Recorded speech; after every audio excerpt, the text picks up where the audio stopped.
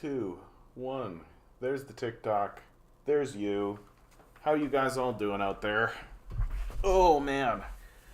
I would describe today as emotionally draining. Emotionally draining day.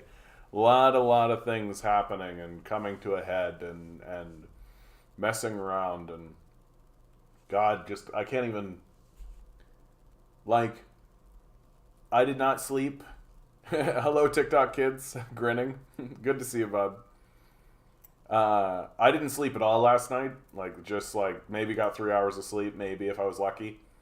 Existential terror, being as it is. What is there to be terrorized about? What's terrorizing us? I can't possibly imagine. Maybe the death cloud over Ohio, right? For those of you on TikTok, I've got a picture here over on YouTube. The union told them this would happen. No one listened, and now there's a death cloud over Ohio, and it's done in a 1970s sort of styling. Hey, Compton, how you doing, bud? Somebody's got to make this movie.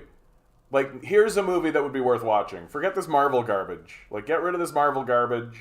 Let's make this movie, and let's make it about let's make the protagonist a railway worker. Radio, good to see you, bud. A railway worker who's been warning people and trying to tell people that big accidents are going to happen, big derailments, all this kind of stuff. And he's talking to politicians, and we should use the politicians' real names.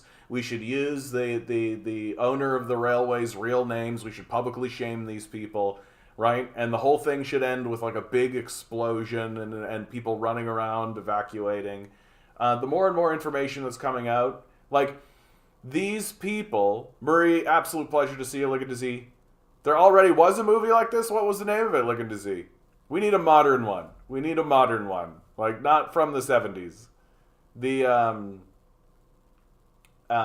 Anytime anybody keeps asking me, well, how's capitalism failed? How's capitalism failed? What are you talking about? You're looking at a Chernobyl scale event that's poisoning 10% of the water supply in America right now. It has the potential to create acid rain in your society, and people are still babbling on about nonsense. What's capitalism ever failed? Capitalism is the best system ever. You can't fake human nature,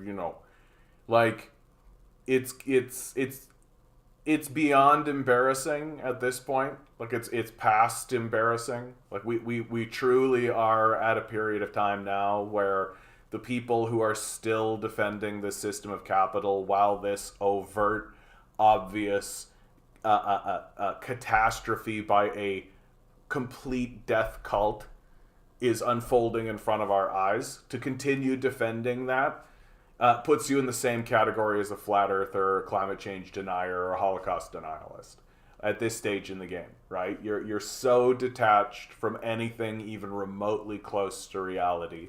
You're likely just a kid living in a little privilege bubble.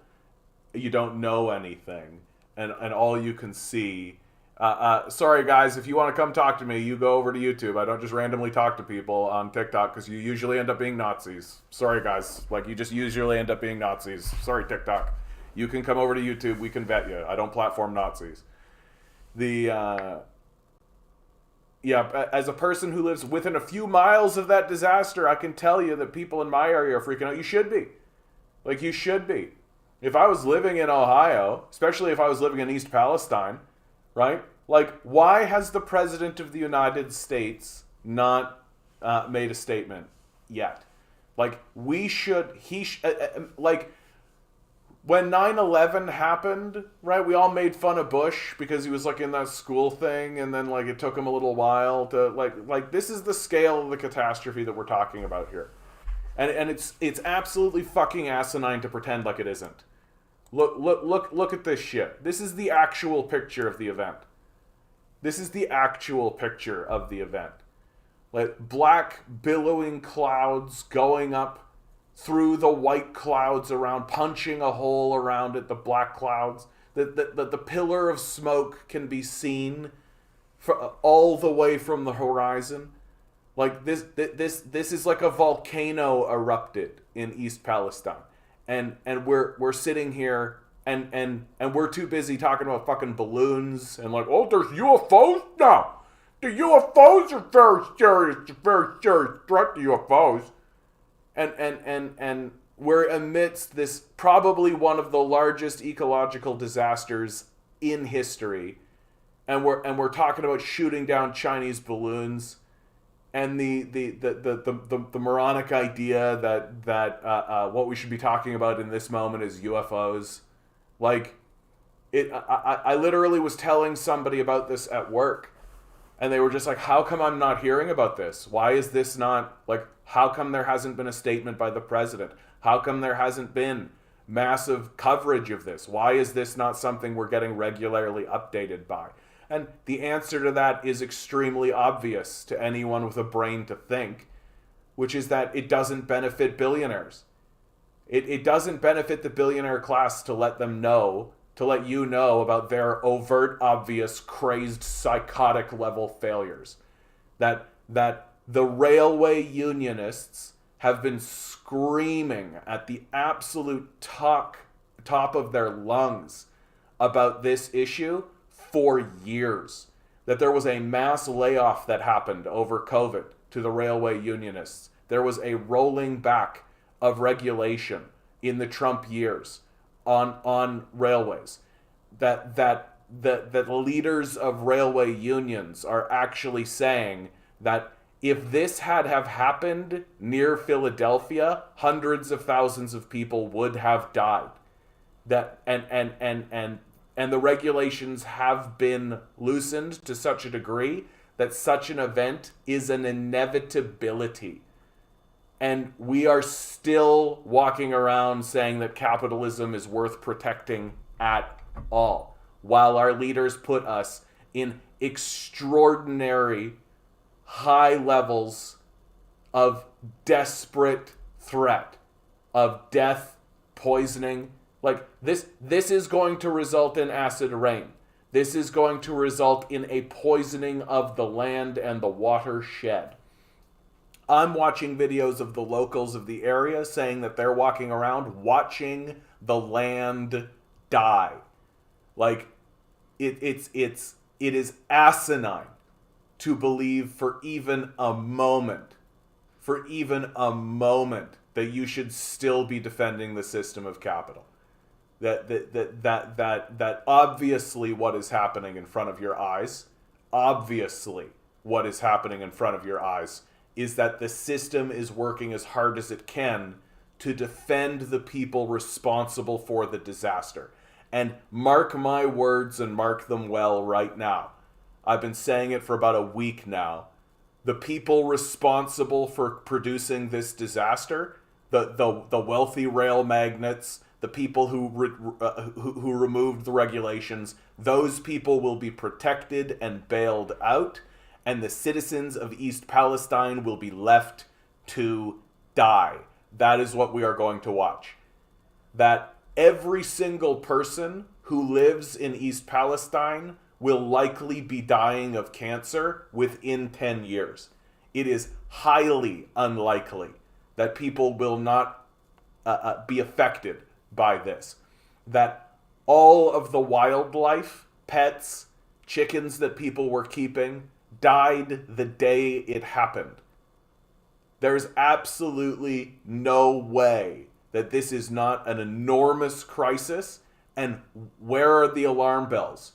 When the snow gets to be 6 inches here in Toronto, the military gets called in to deal with it. But you can blow up a tanker of chloride vinyl in the middle of a town of 5,000 people and not a goddamn peep. Not a single mobilization, nobody called. This is not considered a disaster as far as your government, as far as the system of capital is concerned. That this is simply the cost of doing business. That these sorts of catastrophes are just built into the mechanism of capitalism. And well, if it poisons 10% of the water, kills 5,000 people, destroys the land, and creates a black hole in the center of America, complete with acid rain events, well, that's just too fucking bad. Because this is the end of history. This is capitalism. It's human nature, after all. These despicable, indefensible Nazi defenses of capitalism. This worship of money. This worship of money is leading us to destroy everything that actually makes the earth worth living on.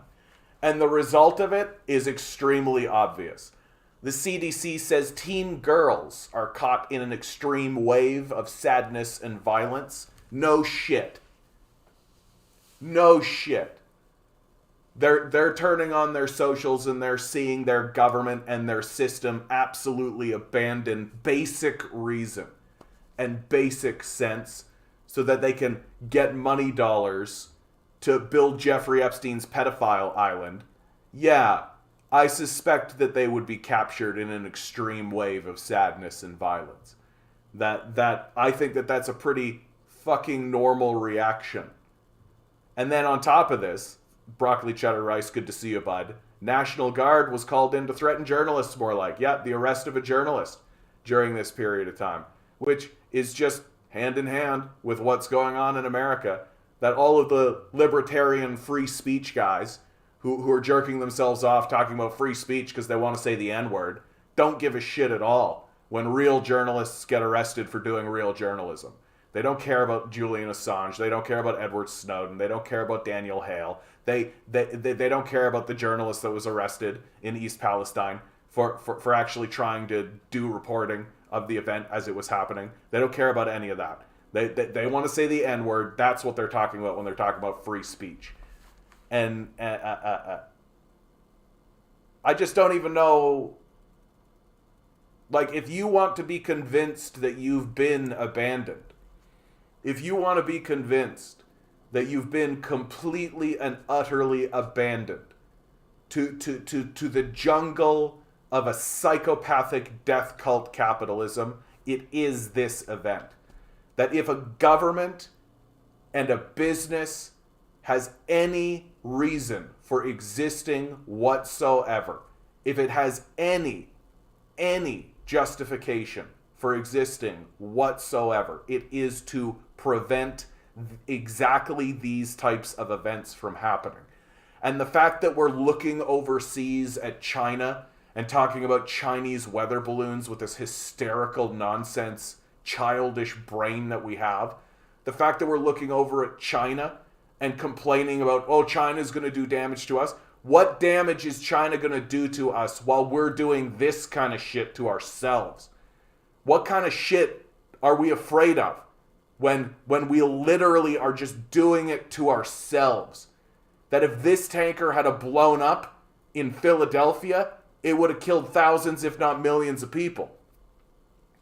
It would have destroyed infrastructure. Why are we worried about China bombing us when we're doing it to ourselves? And then not talking about it. If it wasn't for the people on social media, if it wasn't for the good socialists and communists and people of good moral conscience living in the country using social media apps, no one would know a goddamn thing about this. And of course the apologists will be like, oh, well, it's getting reported on page 53 of Article 4 and then forgotten about. The classic, oh, it's on the ticker type of defense. Yeah, we reported on it. Yeah. You know, at 11:30 p.m., the story ran by the ticker on the bottom while we were talking about, I don't know, Kanye's ballsack or something. Just like, we are a disgraceful, despicable, ridiculous people. Like, other nations are surrounding the halls of power. Places like Paris are going to the halls of power and surrounding them with thousands of people. England is having one of the largest strikes in in the history of the nation. Britain grinds to a halt as 500,000 workers go on strike. We're literally watching a government and its corporate owners poison our land, our people, our air, and our water, destroy the biodiversity, destroy the possibility of life in the region. Dead silence. Dead silence. We deserve everything that's going to happen to us. We deserve every single thing that's going to happen to us. It's disgraceful the way that we're acting. Good to see you too, Ernsten. Oh my God. Yeah. I'm fucking tired and angry and grumpy. Yep. That's how I am. I'm tired and angry and grumpy. I'm tired and angry and grumpy as hell, man. I had a really fucking ridiculous and weird day. Although, someone told me today that I was easy on the eyes.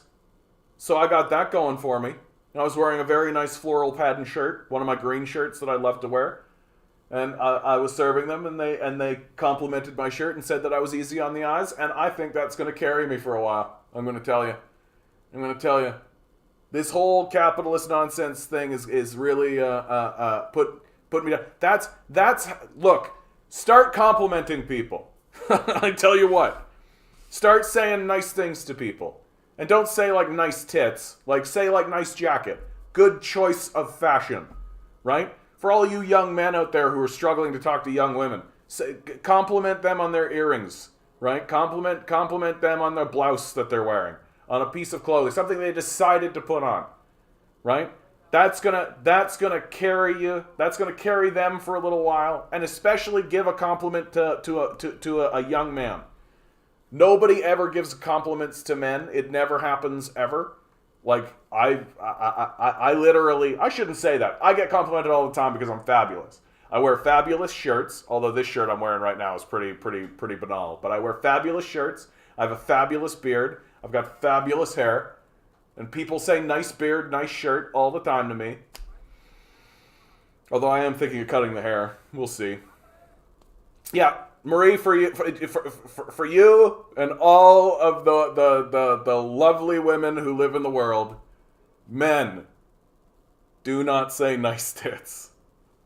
Even if they are nice, don't say it. It's rude. Because that has nothing to do with a woman's choices. You want to focus on the things that they're choosing to do. Not the things that they were graced with by happenstance that they have no control of in the first place. Compton, I'm not 100% sure if John is my type, but I can totally see why folks would find him attractive. Compton, if I'm not your type, you're definitely my type, bud. This is the Valentine's Day special, huh? I guess so. I fucking guess so. Yeah, nice genetics. Thanks, good to see, exactly. Yeah, nice genetics. Well done. It's just, yeah, it has that kind of creepy eugenics vibe to it, doesn't it? I really enjoy your genetics. I would like to splice them. I would like to take your genetics and splice them with my own. Got an early Karl Marx thing going on. Yeah. Although I think that I am actually going to get rid of the hair. I think I've explored it. I think I did the thing I wanted to do with it. I don't think it's doing what I want it to do. I think I'm gonna go I think I'm gonna cut it and go more like tough guy look. I think that's where I'm gonna go. Did they actually drop the flight logs? They were saying they were gonna do it. Jeffrey, come on. Oh my God. Epstein list news. Oh my God. In fact, have Jeffrey Epstein's unsealed been released? To be made public.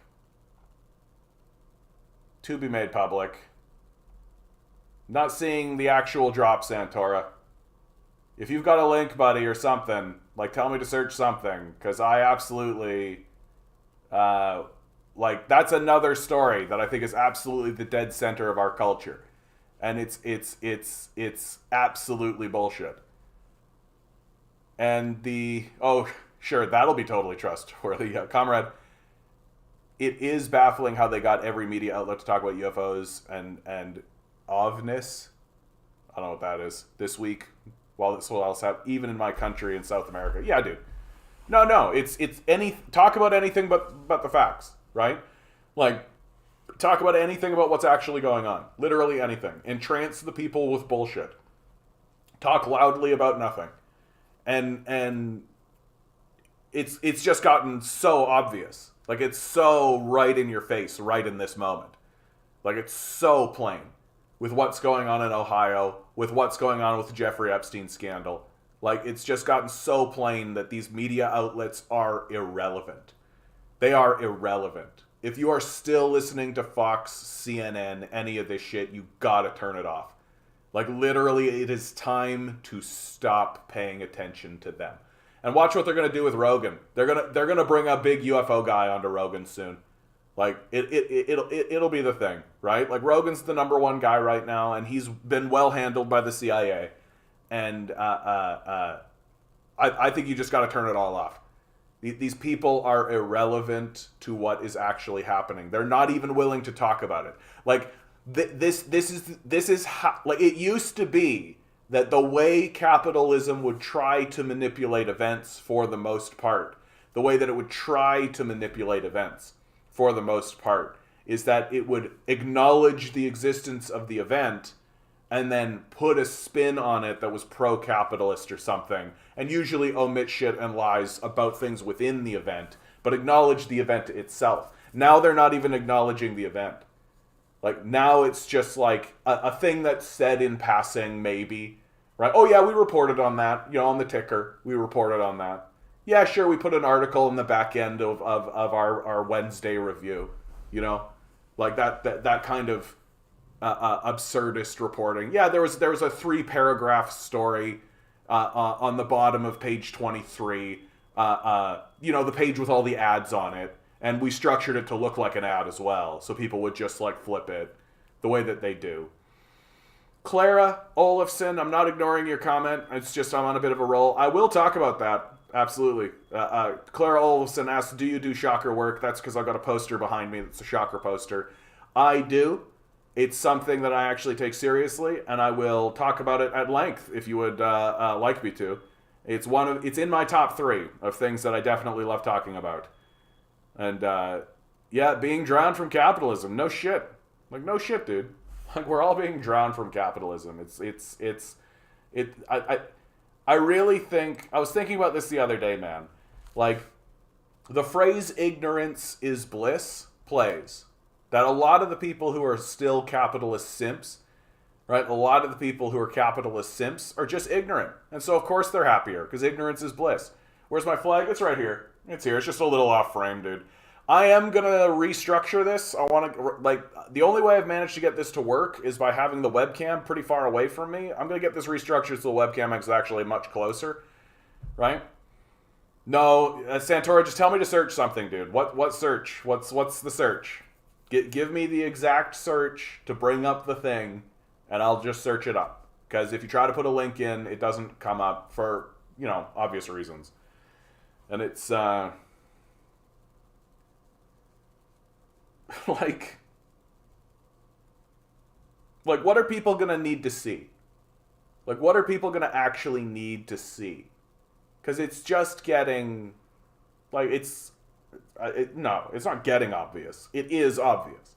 Like, it is as obvious as the Earth is round. It is as obvious as humans are creating climate change. It is as obvious as Santa is not real. It is obvious. And yet we are still mired in this absolute bullshit that the system of capital has anything worthwhile to give us. Epstein's flight logs unredacted.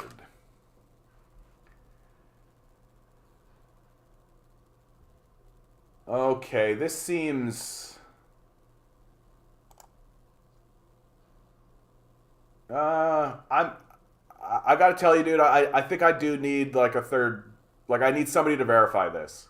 Like this is just a file that is on the internet. You know what I mean? Like, yeah, it got brought up, but like I do need to see like because what people will absolutely fake this shit. People absolutely do fake this shit. And like do weird little things. So like I think I while I acknowledge that this seems, although what is this? Is this the U.S. Archive? Oh, if this is the U.S. Archive, like, yeah, I want sources for this. I want to see something a little bit more. Although that, yeah, this is the U.S. Archives. Like, what am I looking at here? Aircraft model, aircraft tail, number of seats, pass, pass, pass. Yeah, here's the names. Right, there's the names. Ghislaine, Matt. Of course, it's all like Jeff Epstein, Jeffrey Epstein, Jeff Epstein, Ghislaine Maxwell, Jeffrey Epstein, Ghislaine Maxwell. I'm gonna keep this and look it over, cause like absolutely fucking ridiculous. Clara says, lovely. I started to work on my root chakra this summer and it changed me so much, man. Can't wait to get further into it. Yeah, I think that, and Marie's asking if to hear more about it. Yeah, I mean, we have an inverted view of our existence. We think that we are brains with bodies when we are bodies with brains. That really is the fundamental difference. It's an inverted way of thinking about yourself. And over and over and over and over and over again, I hear people talk about how, oh, you live in your brain and you see the world through your eyes and then you operate like a meat shield or a meat sack, right, through your brain. And it's just false. It is not how your body actually works. It is not how you actually exist and live in the world. That your brain, in fact, that energy starts at your root, which is where your, asshole and balls are, like it's where your genitals are, and travels up your body.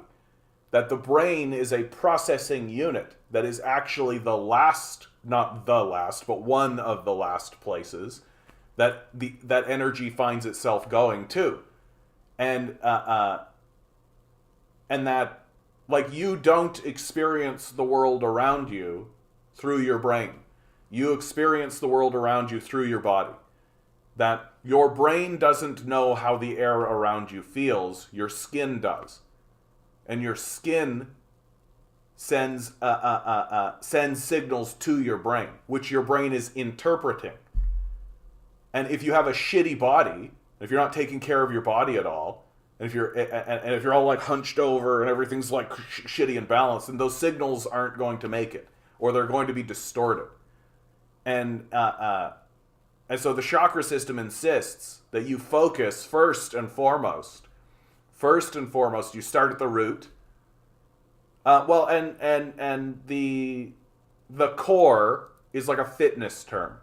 Like core is kind of a fitness idea, right? That the chakra system, like it is your core, but what it's essentially done is it's broken up the sections of your body and then attributed emotional states to those sections of your body, like which is true, by the way.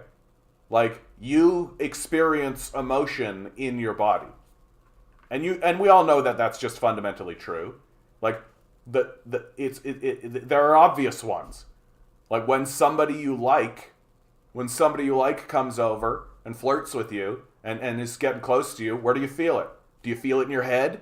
Do you go, oh goodness, I'm so happy that that's happening? Is that what happens? No, you feel it in your heart.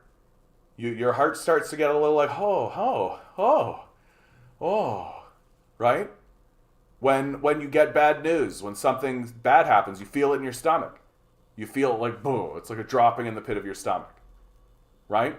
When you get horny, you're not feeling that in your brain, right? Right? Like and if you try to feel that in your brain, then you're disconnecting from what's actually going on. And this and so this uh uh and really all the shock, and I like to secularize it because I think people get into this state of talking about chakras as if, oh, this guy really thinks that there's balls of energy in his body, and I was like, no. Like, how often do you actually think or talk about your emotions? And the answer is never. We're a hyper repressed, like deeply manipulative, a society of grifters. The only time we ever talk about emotions is when we try to sell stuff to each other. You never actually think about your emotional self in a serious way. And the chakra system gives you like a system by which you can actually think about it and actually check in with yourself and actually go, how do I feel? How am I going? What am I afraid of? What am I having any fun? What do I think about myself? What do I think about others? Are the things that I'm saying in the world tearing it down or building it up? What's going on in my brain? Is it trash? Like, is it this jumble of nonsense that I can't seem to escape? Right? And then how do I perceive myself within the world? Like, these are the ideas that the chakra system brings to the table just by the contemplation of it. And it's an extremely useful thing to do. It's an extremely useful thing to do. Because by simply focusing on your root, which is the idea of, are you stable? Like, are you stable? Are you being chased by a panther right now? Like, are you afraid? And a lot of us should be thinking about this right now as we're talking about this fucking apocalypse that's upon us. Do you feel stable? Well, in a large meta sense, of course you don't. We're all afraid of destabilization. We live in a society that is actively destabilizing us. That actively seeks to destabilize us. That finds a solid workforce that's actually on its feet and stable to be reprehensible and against its interests. So it's actively attempting to tear us up and de-root us constantly. But that's a meta concern. That's something that may happen. Is it happening to you right now? And simply by focusing on your root, focusing on in that energy and really seriously asking yourself, am I actually under threat? Am I actually in turmoil? Am I actually being chased by a panther? Am I actually being evicted? Am I actually experiencing these things? Is this a real fear, or is this something that I'm imagining or projecting into myself and around myself? And simply by acknowledging no, I'm fine. Like, I'm fine. I'm not being evicted. I'm concerned that I will be. I'm concerned that I'll be rent-evicted. That might happen. Is it happening? No. Then I don't need to act like it might. Or it is. I don't need to act that way. Maybe put some feelers out. Maybe get myself prepared. But outside of that, okay, well then I can put that aside and that's done. I don't need to constantly be in this state of fight or flight. I don't need to constantly be having my hackles up and having my guard and being prepared and fight and getting ready. None of that needs to happen. I can settle that in. And I can actually say to myself, no, I'm stable. My bills are paid. I've got food on my table. I've got a roof over my head. Right? I have some basic amenities. Like, and sure, at the end of the month when I pay for all of that, right, I've only got like maybe a couple $100 extra to squirrel away in an account somewhere as like savings, and then that's it. That's my existence. But that's stable. That's stable. And so then you can move up. And what's interesting about the chakra system is that it stacks upon itself. That you can't skip steps. You can't skip steps. It doesn't work that way. It doesn't work that way. That you have to be stable first. You have to acknowledge that you're stable. And if you're not stable and you acknowledge, no, I am being chased by a panther. No, I am getting rent-evicted.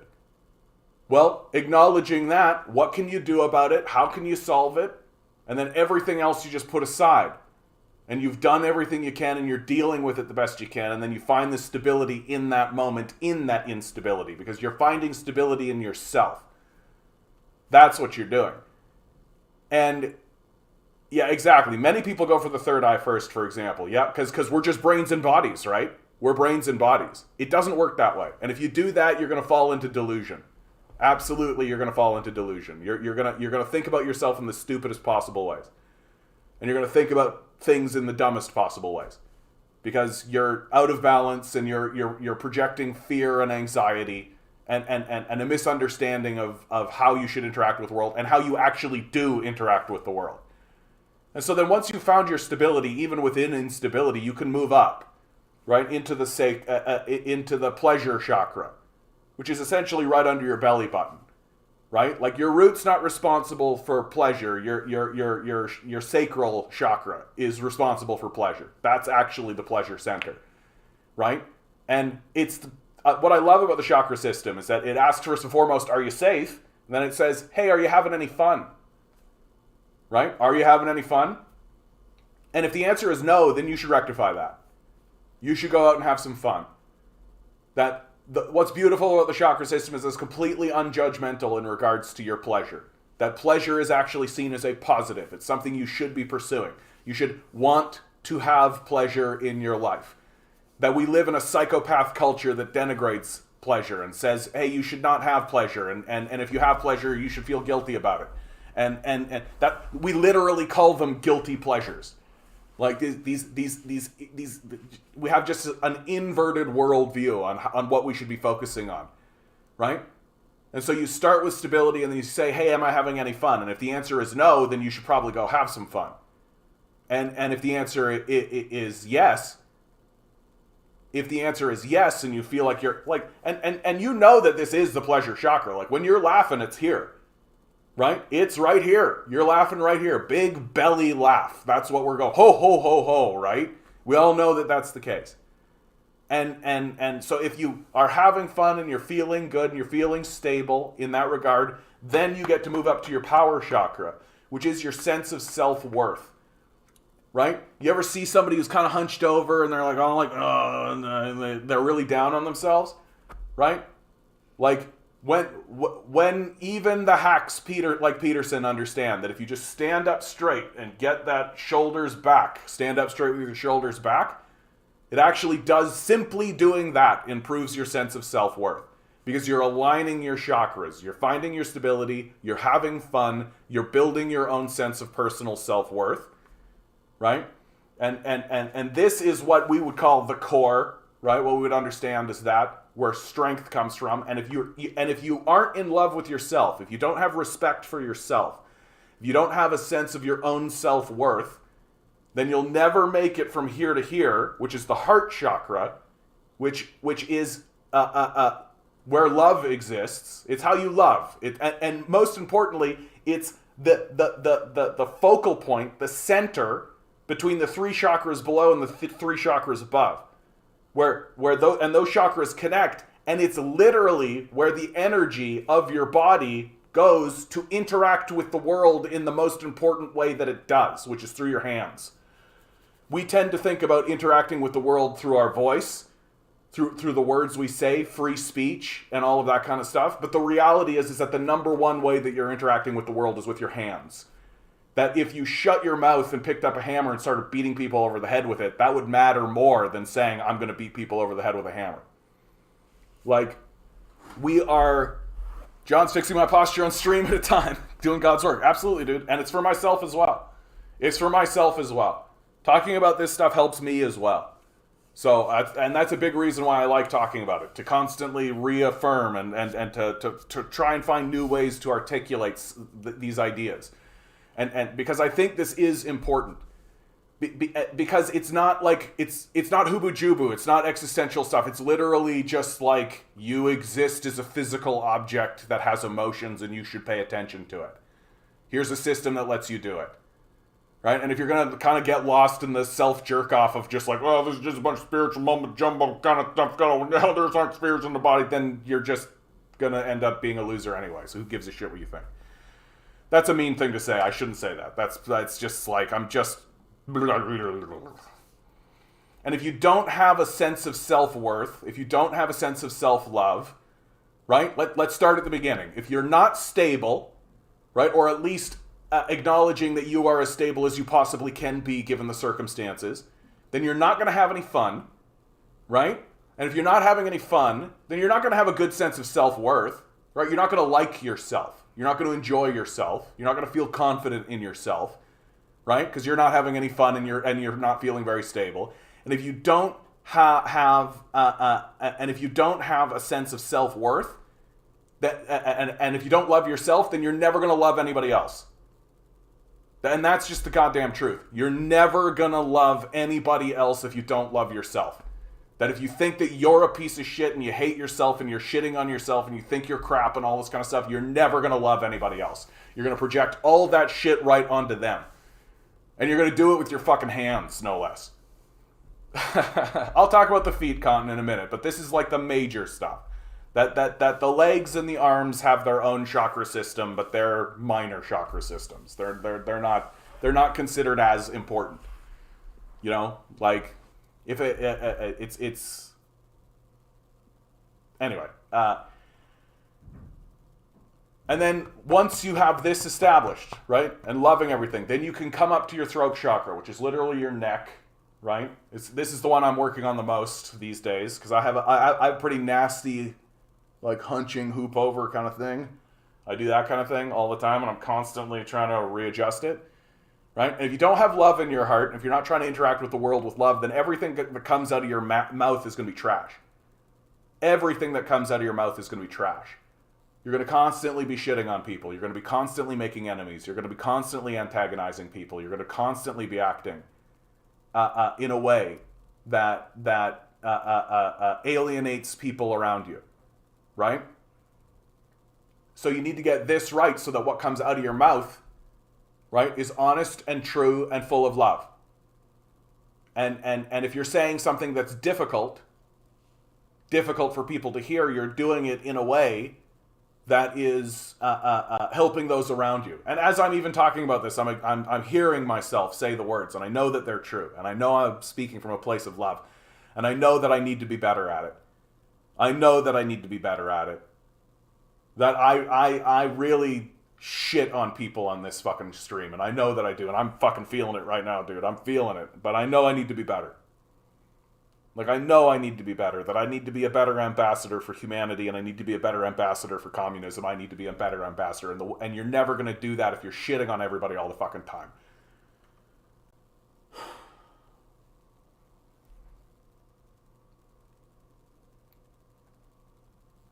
And if you don't get that balanced, and if the things that are coming out of your mouth are constantly based in this sort of loathing, and if you're constantly shitting on everybody, then everything that comes into your head is going to be dealing with that. You're going to constantly be using all of your brain's energy in order to justify the shittiness that you're inflicting on the rest of the world. That you're constantly using the limited energy that you actually have, and the limited time that you actually have, dealing with yourself. Instead of dealing with the creative aspect of your mind. Instead of dealing with the imagination. Instead of learning things and reading things. Instead of producing art. Instead of creating something beautiful. Instead of focusing your attention and letting your mind wander and create connections where connections didn't begin before. Growing and learning and becoming a different person. Learning how to forgive people. Instead of that, you're going to constantly be justifying your shittiness. You're going to constantly be trying to say to the people around you, no, it makes sense that I said that because of this. And you're constantly going to be finding yourself in circles, and you're going to constantly be finding yourself in arguments, and you're constantly going to be finding yourself in a position where all of your energy is simply focused on dealing with your own shittiness. And you fail to recognize that if you just get out of the way of yourself, that if you speak with love and you try to not alienate people, you try to bring people closer to you, you try to compliment people and tell them how good, and if you're having difficult conversations, that you do so with delicacy, with the insistence that maybe you're just wrong, but that doesn't make you evil. And I don't need to push you away, but bring you in. then you're going to find that the flow of information that comes into your mind, that your mind will clear up, and you'll find more creative ways of interacting and living in the world. That your imagination will bubble over and over again. And then once you have that, then you move to the next chakra, which is right at the top of your head. This is where it gets a little existential, because technically it's above your head, right? According to the chakra system. But it's just like right on the top of your head, and that's your sense, that's your meta sense. That's your meta sense. That's your sense of yourself within your society. That it is as if you are zooming out of yourself and looking down on yourself from the perspective of other people. And if you don't have a strong imagination or the capability to actually do this, then you can't actually, you won't actually have the imaginative power in order to actually see what you look like to other people, and to see what other people see when they look at you, or to understand even that what they see has any relevance or bearing on you. That you won't really understand that you live in a community and in a communal situation. That you can view other people as merely NPCs in your single-player game.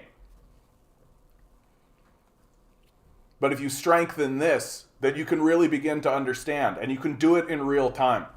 You can see yourself talking to another person through their eyes while it's happening. And that's when you begin interacting with people in a way that supersedes and goes above the norm. And if you can keep that going in real time, which is difficult to do, it's not easy to do, then you are going to live more easily in the world, frankly. You're going to live more easily in the world, and you're going to see the people around you as true equals. True equals. As just as equally valid as yourself. But again, you're never going to get that. You're never going to see the world in this way if you're unstable, not having a good time, you hate yourself, you hate everybody else, you keep talking shit, so you're spending all your time dealing with it, and you think everybody's a piece of shit. It's never going to work that way. And you can see people, you can see them operating in the world, and they have they're stable, they've got a strong sense, they're having fun, they've got a strong sense of self, they even love, they're even out there loving, and they're saying things that are strong and powerful and truthful, but they're imaginatively dead. That this has stopped. And I actually think someone like Jordan Peterson is exactly like that. That Peterson stops right here, and he has absolutely no sense of his meta self and how he is actually viewed by those around him. But if you don't actually pause and consider these things and contemplate them and actually dwell on them and think about your emotions, then you're just reacting. Then you're just a reactive being operating in the world. That what I think is so comical about this idea, like people get into a free will discussion, and I'm like, so what? Like, so what if you do? Right? You're a little grain of sand on the beach where there's a million grains of sand saying, I have free will. That's what put me on the beach. Right? But even if you want to believe you have a shred of free will, well, you're never going to be able to do anything with it or utilize it if you're constantly just in a state of reaction, which we are most of the time. Most of us are just reacting to what's going on around us most of the time. And it's especially bad when you've got people who are powerful and rich thinking that they got there because they're super smart, when all they really did was just react to the stimuli that was around them, and they had $1 billion to do it. That there are people who literally never even are confronted with the idea that they will ever miss a meal. Like, that's a type of stability that you never think about. And if you do think about it, it's probably in a superficial way. That's why concepts like fasting are so important. That's why spiritual practices like fasting are actually important. Because if you get detached from that concept, if you get detached from the concept that there are people who miss meals. Like, I dare any of these pro-capitalist people, I dare anybody out there in the world to not eat for 2 days. Do not eat anything for 2 days. Drink water all you want. Don't eat a thing for 2 days. And then you start telling me about how the homeless are degenerate. You start telling me.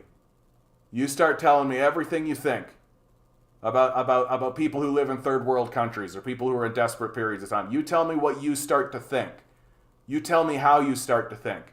You tell me what you start to be willing to do after only having 2 days without food. I challenge you to it. Most of you wouldn't make it. Most of you wouldn't make it. And if you think, yeah, I can make that, absolutely, well then push that to 3.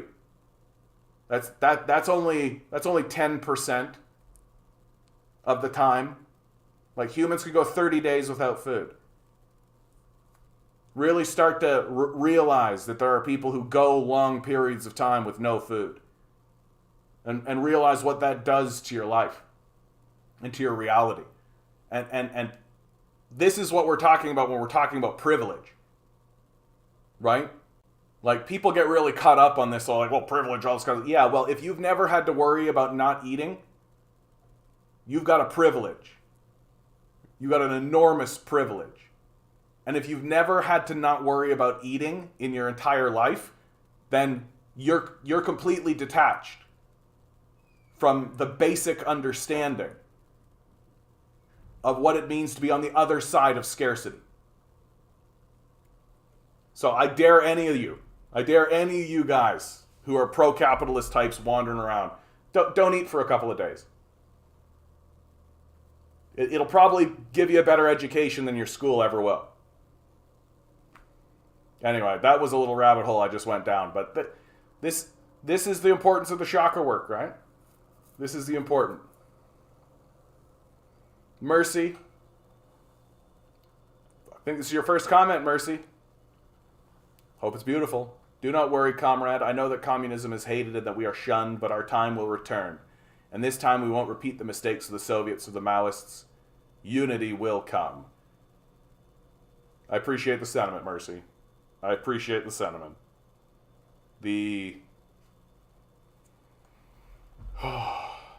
Yeah, went 1 week having to ration out non-nutritious food once, drinking water mixed in dirty espresso cup. Man, having to go genuinely hungry against your will is pure hell. Yeah, dude, I can't imagine what it would be like against your will. Like, I've done it for my own intent, with my own intention. I've never done it against my own will. Or had it done against my own will. That to me would be the absolute height of total fear. Miles has come in. Have you ever lived in a communist country? Ding, ding, ding, ding, ding. Here's anti-communist bingo. Where do we got? Have you ever lived in a communist country? Have you ever lived in a communist country? Where is it? Where is it? I'm sure it's on this list. Oh my God. No, it's not on the list. Oh, what a, I feel like, oh yeah, no, there it is. If you don't like capitalism, then move to the DPRK. We did it. Ding, ding, ding, ding. Ding, ding. Anti-communist bingo. Thanks, Miles. Thanks for putting the first square on the anti-communist bingo card. Here's hoping we actually get a bingo today, guys. Ding, ding, ding, ding, ding, ding, ding, ding, ding. We did it. We did it. You're not to try to answer your question, Miles, even though I think it's absolutely silly. Obviously not. I live in Canada. Right? I listen to people who live in communist countries. I pay attention to what they have to say about their own country. Right? I see the successes, and I want us to actually have some of that. The idea that people should own the means of production, that people who do the work should keep the benefits of their own work, it seems pretty basic. Seems pretty basic. I mean, I know people who live in communist countries. Like the absolute ridiculousness that we put up with in America is astounding. Yeah, even if you're not hating, Miles, like, I get it a lot. I get that a lot. From people who are hating. So, I appreciate it. Yeah, fasting is good for you. Yeah, well, I mean, like, stop eating for a little while. Well, what's going to happen? Your body's going to clear the shit out that lives inside of you. It's going to eat the shit that lives in your body. It's like your body likes to keep little pockets of shit around, specifically for times where things are tough. Well, make things tough, and then your body will eat that shit, and then the shit will be gone. Santora says, being reminded of hunger as a feeling brings so much trauma from my childhood back when it happened a while ago due to a shit-paying job. Yeah, dude. Yeah, dude. Oh, my God. Food insecurity is unbelievable, right? Yeah. Have you ever lived in a communist country that hasn't been sanctioned, terrorized, etc. by the capitalists? Yeah. Like, I love that when people come in here and say, why don't you move to a communist country if you love it so much? It's because I don't want to be bombed by America. Pretty straightforward. I would like us to be able to actually change our own culture and change the way that we interact with the world. And we're going to be forced to do that pretty soon. Things are going to get very serious for us very quickly. And you're not going to, like, most people are not going to tolerate living in a fascist society for long. And, like, the idea that we're just going to live under the circumstances that we're going to be told that we have to live under, like, it's just not going to go that way. And it's going to take a long time. It's going to take... Communism cannot exist without tyranny. Ding, ding, ding, ding, ding, ding, ding. Let's see. Oh, yeah, here it is. Let's go. The USSR was a giant gulag where everybody starved. Ding, ding, ding. We did it. Yeah, here we go. Hunger and how many millions of people die from famine under communism? Which one should I do, guys? Should it be USA was the giant gulag where everybody starved, or famines? Famines. What do you think? What do you think, guys? Engineered famines, or the USSR was a giant gulag where everyone starved? Ding, ding, ding. Yeah, you just don't know about the Bengali famine, the Irish potato famine. Like, Winston Churchill was responsible for generating all kinds of famines. Ligon disease, you got it, bud. The USSR was a giant gulag where everybody starved. Ding, ding, ding. We did it. Bum, bum, bum, bum, bum, bum, bum. Sounds like a double whammy. You know what, man? You take ridiculous points made by the CIA against my argument and turn them into jokes to deflect. Yeah, I do. Because it's so childish, Steve.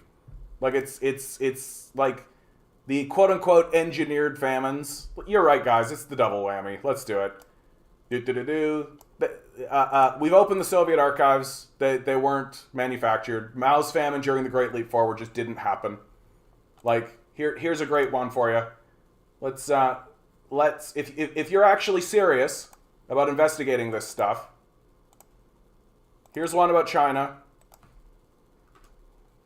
Right? Here's one about the Holodomor. I'm not going to walk you through it because I don't want you to take up all the oxygen in the room, because I don't think that that's valuable or worthwhile for you. Here's the Holodomor. Right? Yes. Yeah, that's it. You're all indoctrinated against communism. Yes, you are, dude. There's an enormous organization called the CIA that exists in your society. The McCarthy period happened, bud. Like, the idea that you're not indoctrinated against communism is babyish. Like, baby brain. Like, little kindergarten brain. Here's me being mean again, right? There's the throat chakra again. Like, absolutely. There is a enormous multi-billion-dollar organization called the CIA that literally sends death squads into communist regimes, and you think that they're not turning around and talking shit about communism in their own country? What? Like, what? What are you even talking about? Forget famine. How many people were executed for standing? Stalin, Mao killed everybody. Ding, ding, ding, ding, ding, ding, ding. See, dude, the reason why I'm using this anti-communist bingo is to show you how easy your arguments are. Like, we know what they are. Like, people who are heavily propagandized regurgitate the propaganda from their mouth, and it's easy to predict. Here it is. I'm doing it in real time right in front of your face, and I'm making fun of it because it should be made fun of. It should be made fun of, what you're doing. Like, how many people were executed up against communist dictatorships, citizens of the country? I don't even know what you're talking about. Like, are you talking about the purges? Are you talking about the purges? Yeah. Oh, does this have the Uyghur genocide on it? Does that count? Cultural Marxism, socialism, communist utopia, capitalism, communism killed Jewishism. The market will regulate itself. Cambodia was communist. Mud pie argument. Bootstraps. Marx was poor. No. It's not on this. Okay, that's great. Like, if you're talking about the purges, dude, like, no.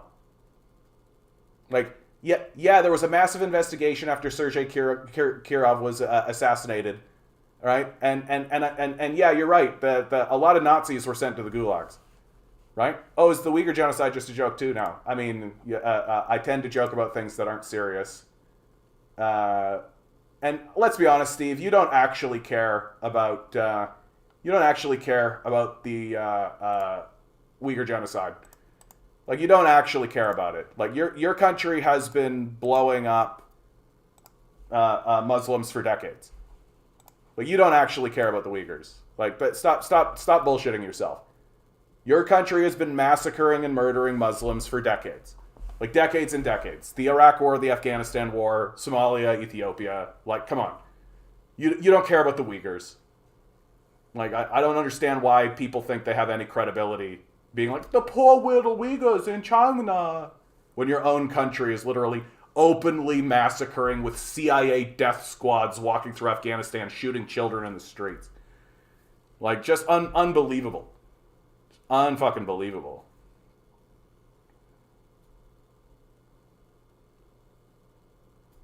Yeah, you also know Bangladesh and a ton of other capitalist countries also exploit child labor. Yeah, like the regression of child labor laws that's happening in the South. That's really fun. Yeah, here come the TikTok Nazis. Tommy Golden with the big L. Capitalism better than communism. Literally, like, underneath a death cloud. Like, Tommy's coming in here. There's literally, like, a nuclear bomb explosion spewing chemicals into the atmosphere and poisoning the land in Ohio. Going, capitalism's better. Like, yikes. Yikes. People in the USSR had to dig out their own apartments out of a concrete block with a pickaxe. Yeah. What? People in the USSR had to dig out their own apartment out of a concrete block with a pickaxe, and you're still glorifying the USSR? What, so people went to work to build apartment complexes to eliminate homelessness, and you're complaining about it?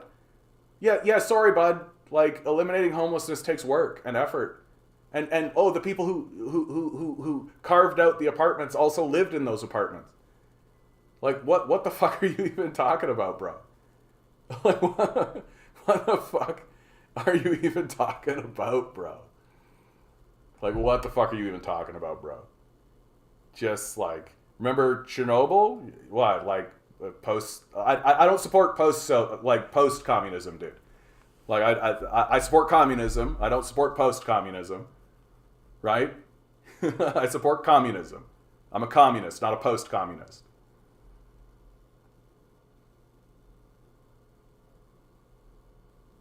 Fun fact, Tibet used serfs and sometimes even literal slave labor before the communists intervened. Yeah. Absolutely. Like, absolutely. I love this. The whole Free Tibet movement. Like, yeah, Free Tibet. Let's give them back to the feudal lords. Let's ensure that the serfs go back to a living standard where their quality of life meant that they died at 36.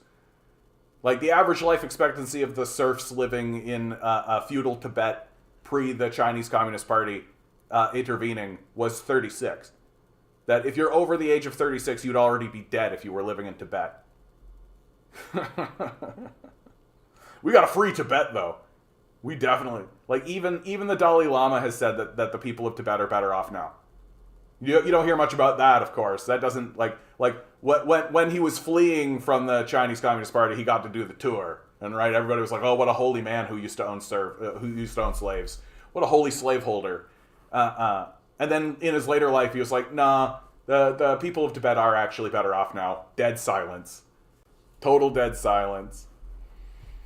Communism will never thrive in the world because people cannot be truly free under it. It's been shown. Mark it on your fuckboy bingo. I don't care. You'll die an old man in a capitalist society. I suspect I will die an old man in a capitalist society. I think that's accurate. But it won't be good for the society. We're heading for a complete catastrophe. Like it's going to be phenomenal. Like it's going to be unbelievable to watch. In inhumane circumstances, minus 20 Celsius and barely clothed. This has big, like, I walked to school both ways uphill in snow energy, dude. Like, not to be taken seriously. Then keep bitching about it while nothing changes. I mean, I literally organize protests. I'm literally organizing the energy specifically in order to try to make the change happen. Like, it's weird you don't know about any of this, my friend. Yeah, like you can purge things that didn't happen from your consciousness, Rex. That's pretty straightforward. Like source needed, source required, big source needed. Like I've got a whole list of sources here that I take seriously from academics who actually do research. Source, trust me, bro. It's not something I take seriously at all. In fact, I think it's laughable. Like, and what you're saying, it just sounds dumb.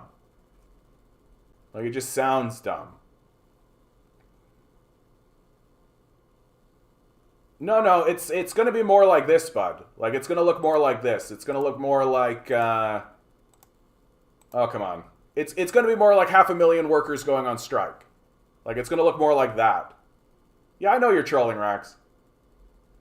Britain grinds to a halt as 500,000 workers go on strike. Like, that's what it's actually going to look like. It's actually going to look like surrounding the halls of power with thousands and thousands of people. That's what it's actually going to look like, which is what happened during the Great Depression, which is where we're heading, by the way. Like, we are heading to a collapse of the dollar.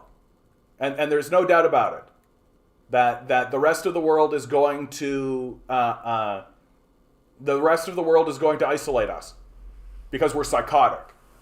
Like, we're obviously the Nazis on the world stage. We're blowing everything up, destroying everything around us constantly, spewing fucking poison into the atmosphere, poisoning our own land, blowing up countries, fomenting coups wherever we can, literally sending death squads around just to massacre children in the streets, propping up regimes like Israel who are like literally sniping children in Palestine. That we are going to get isolated very, very badly. And the rest of the world is not going to trade in the dollar. It is going to trade on alternative currencies. The value of the dollar will plummet. And we are going to enter an enormous, enormous Great Depression period. And it's during that period of time that people might put two and two together that this capitalist thing isn't actually working. And might actually start listening to voices like mine, who are actually telling the truth about what's going on in the country. And stop listening to dumb CIA propaganda that's so easy to predict that you can put it on a fucking bingo card and play a game with it. Yeah, Russia and the BRICS are in the process of fighting the Third World War. Capitalism started. Yeah. Like the BRICS organization that nobody seems to know about, right? It's the death knell of the international rules-based order. It's ironic how many things you're mad about actually make sense. Well, thank you. Yeah, I tend to make sense. But you don't see that your answer to it is the same, but unimaginably worse. No. See, I don't base my opinions on CIA propaganda like you, Steve. You seem to think that CIA propaganda matters, right? I got a whole list right here. I got a whole list of shit here. Like, you seem to think that you're not propagandized heavily by the CIA, an institution that's designed specifically to propagandize you about this very issue. Like that's what's embarrassing about this conversation, right? That you actually genuinely seem to think you know what's happening. When all that I see is a guy who thinks that the CIA coming in and saying things should be taken seriously and listened to, instead of openly mocked and ridiculed. Did the CIA make up the CC? Yes. Like, yes. And I've literally given you a link if you'd like to read it. I know you won't, but it's there. Like, the CIA will literally say anything if it means you'll believe it. And you're obviously just believing it. Like, that's all. What you're illustrating here is what I consider to be the third corner of the unholy trinity of the death cult, which is the celebration and the worship of stupidity. That right now you're celebrating your own, oh yeah, I've been to China, my man. I've been there. Is that on this list? No, I don't think this is on your list. I'm sure you have, bud. Absolutely. That's definitely not total bullshit. Like, that's definitely not total bullshit. No, I've been to China, absolutely. Yeah, multiple times. I went multiple times for sure. Yeah, I've left Canada, bud.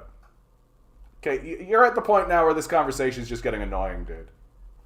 Like, you can go read the sources that I provided, learn something, try to deprogram your brain from the CIA propaganda you've got, right? Like,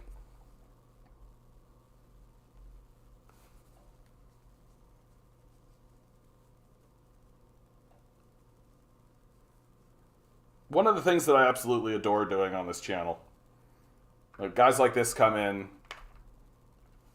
No, of course the CPP puts out propaganda. But one of the things I really love to do, we should absolutely always do this, China walk around video. Any requests? Who wants to see China? I kind of want to see ancient China. Ah, the hellscape of China. Ah, the work camps. Yeah, I've been to Cuba. Cuba was a very enlightening experience. I wish I could go back. It was a beautiful country. People there were really beautiful. Like, and I'm absolutely sure that people in China, like, work hard, right? Because they're actually building a country that's worth being in. You know, they're actually doing labor that matters for the citizens and for the people around them. So yeah, I'm sure that people in China work hard.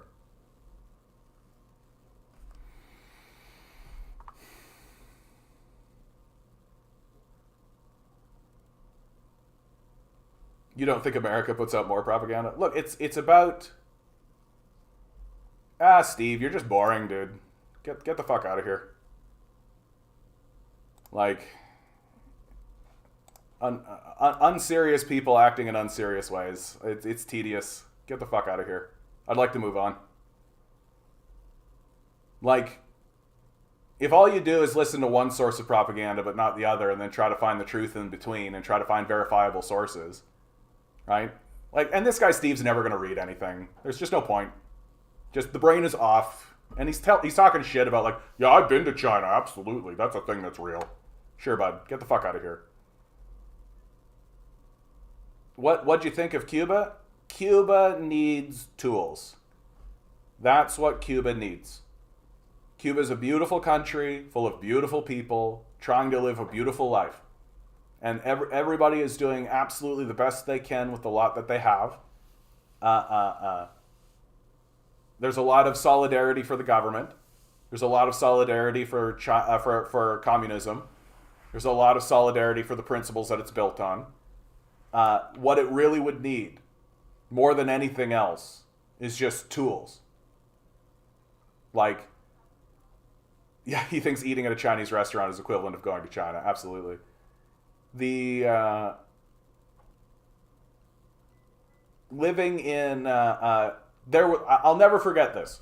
There was a fella who was trying to tile his house, right? Trying to do a renovation on his house and tile the floor. and he had a tile that he needed to get over a pipe. And the way that he was doing it was the only way that he could, which was a hand chisel that he would put he would measure the pipe, right, and just chink chink chink chink chink chink chink chink.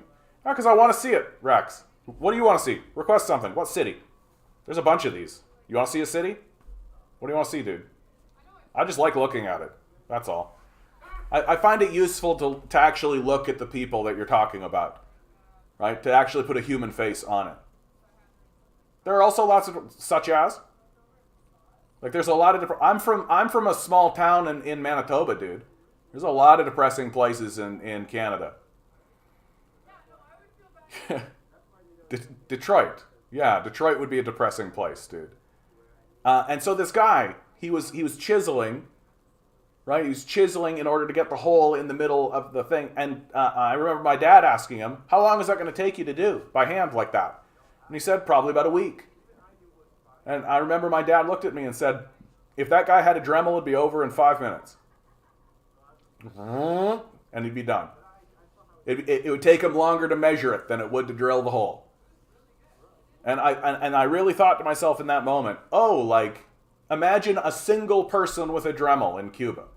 Just going around house by house. You need anything Dremeled? You need anything Dremeled? Imagine a guy with right, just a hand drill. That to me is what the sanctions are about more than anything. Is choking Cuba off from getting access to tools. Basic tools. And I actually think that the trade that they're doing now with China is going to give them access to those very tools. And it's very likely that we're going to see Cuba build itself up very quickly. Cuba already joined the Belt and Road. Yeah. Cuba already joined the Belt and Road. That's already happening. I don't know if I've ever seen you here before, KMT Goddess, but I value and appreciate your presence. Thank you so much for being here. Yeah. Rax, man, you are just trolling, eh, dude? Yeah, there's lots of depressing places in China, like Detroit.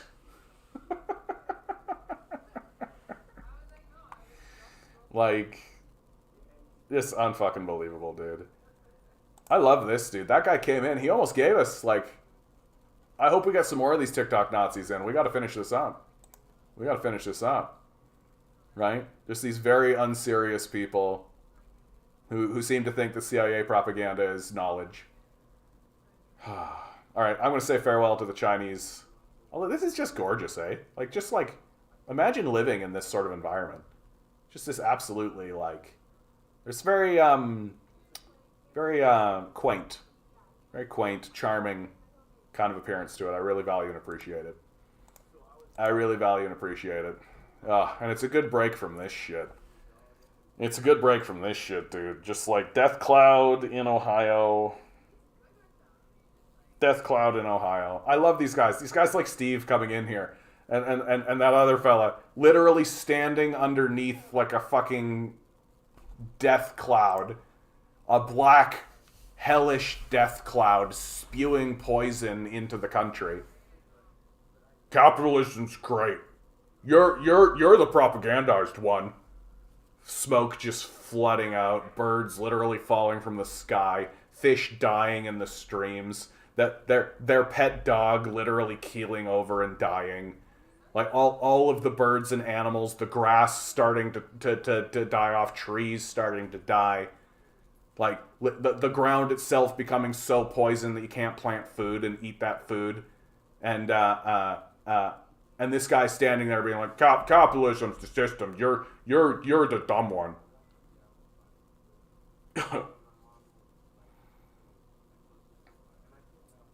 Yeah, oh my god, I heard they offered $5 to people. Yeah, at least Weston offered 25. Yeah, dude, you watch what happens, Rick.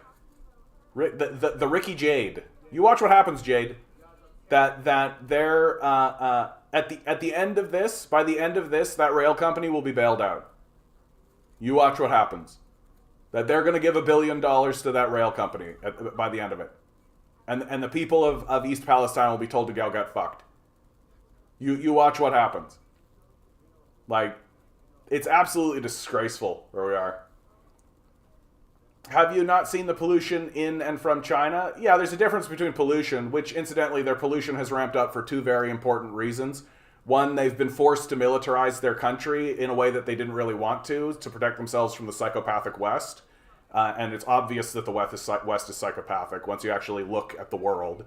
And then also, they're the country that is actually building all the solar panels and doing like the green revolution that we've all been talking about. Well, they're the ones that are actually doing it.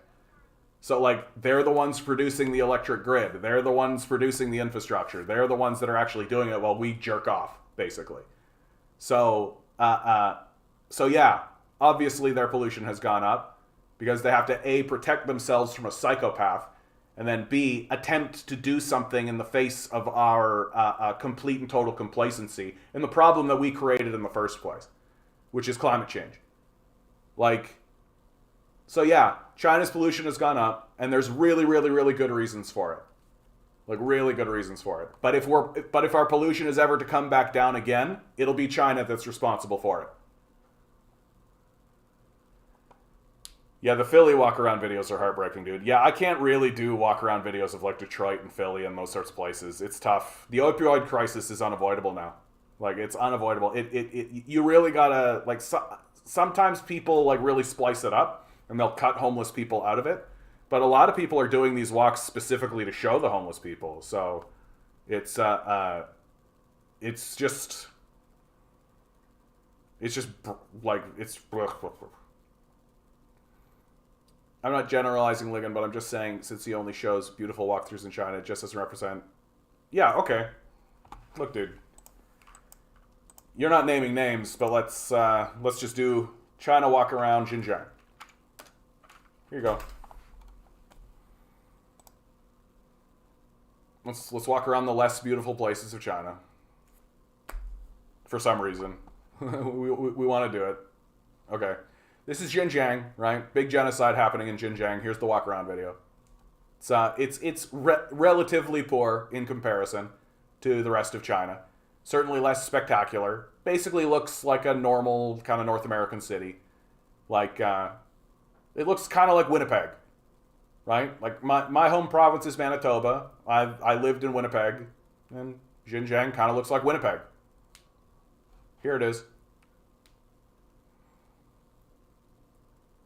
Did you forget that China makes all your shit? Yeah, Yankees gutted their own industry and gave it to China. Yeah, the deindustrialization of America, right? Probably the stupidest idea that has ever happened in the history of the world.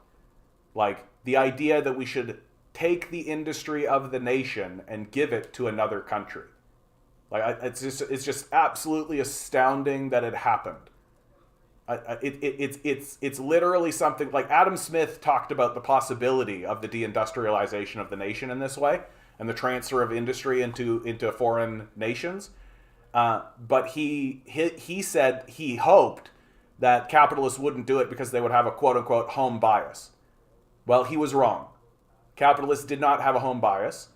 That they willingly and willfully deindustrialized the nations of their birth that were responsible for enriching them, and sent that industry over to another country and literally watched their own nation collapse because of it.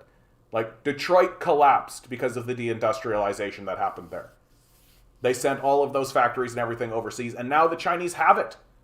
They have all of those factories. They have all that manufacturing. They have the means of production. They have the capacity to produce and create things. And we don't. This is why the isolation of the United States is going to be so desperately terrible and bad for America. Canadian Commie, could you go to an early question about me about communism itself? You forgot. I doubt it was a forget. I just probably missed it, dude. Can you just restate the question, dude? Just restate the question. Is it this one? The main issue with communism is people are less likely to invent anything innovative and or do more than asked since they all get treated equally, right? I'm not an advocate of capitalism. Rax, there is actually something to that critique. I've been listening to, I just finished actually, Michael Parenti's Black Shirts and Reds, and he went through what was going on in the Soviet Union on the lead up to the collapse of the Soviet Union, and that people were experiencing this phenomenon.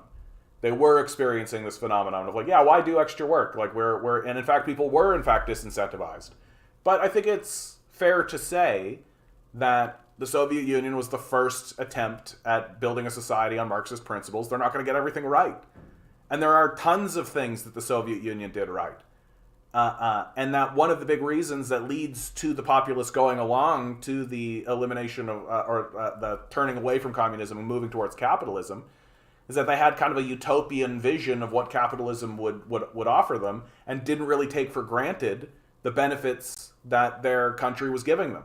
Like free education, like cheap rent, right? Like high literacy rates, a guaranteed employment. These are things that happened in the Soviet Union for sure. And it was only afterwards, when the Soviet Union collapsed, that you have lots and lots of people saying, oh shit, this is what capitalism actually is? Oh shit, we need to go back to communism. Which is why most of the people of Russia, at least, say that we should go back to communism. That when polled, majorities of people say we should go back to communist system. And that's true across Eastern Europe. So did the system of communism, especially in the Soviet Union, have its flaws and its difficulties? Absolutely. People who do serious analysis of these countries, like Michael Parenti in Black Shirts and Reds, a book that I highly advise everybody read, will admit that, because we want to be intellectually honest, right? We're not going to sit here and say that everything was hunky-dory, totally 100% perfect. That's not the goal. That's not the point. Right? And in fact, I think if we did that, we would be no better than the propagandists we mock.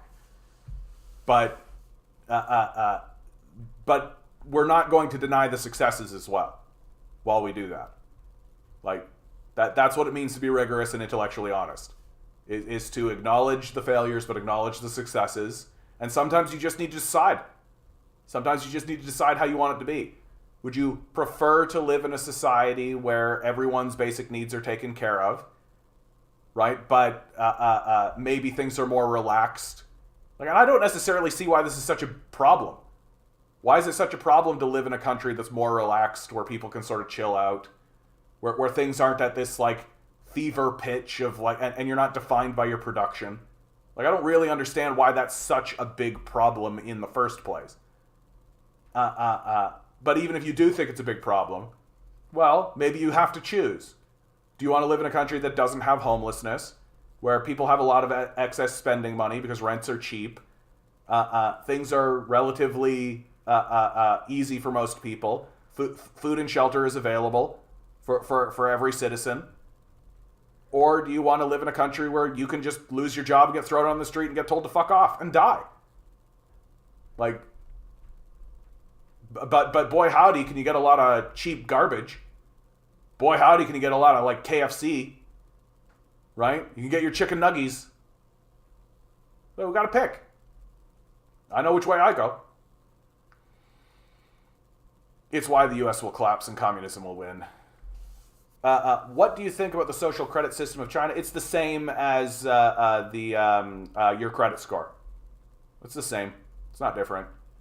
Like, we whip up a lot of bullshit about it. And pretend like it's this Orwellian dystopian thing. It's the same as a credit score. That if you think the social credit score in China is this dystopian hellscape shitty thing, then you think the credit score is too, because this is the same. And in fact, the Chinese people themselves, after using it for a little while, were like, I don't think so with this thing. And so the Chinese government pulled it back. It's still implemented to a certain degree, but certainly like softer touch. Because the Chinese government actually responds to its people, unlike ours. Yeah. How's everyone's credit score? Are you able to purchase low mortgage home? Yeah. Speaking of Parenti, there's a channel on YouTube created a few weeks ago called the Michael Parenti Library. The person running it claims to have been Parenti's assistant and was authorized. Don't need to tell me twice, bud. The Michael Parenti Library. Subscribe. Only 346 subscribers. We got to get those numbers up, guys. We got to get these numbers up.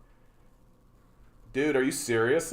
There's a few... I can already tell right now that there's a few lectures I haven't seen in here. No way, dude. Mocked, dude. You just gave me one of the best gifts. Dude, you just made my day, if not my week, bud. Dude, you just made my day. Michael Parenti on Crossfire? Bud. I know what I'm doing for the next, what, like, 3... Jesus Christ, this is literally like 10 hours. 20 hours, maybe. I know what I'm doing.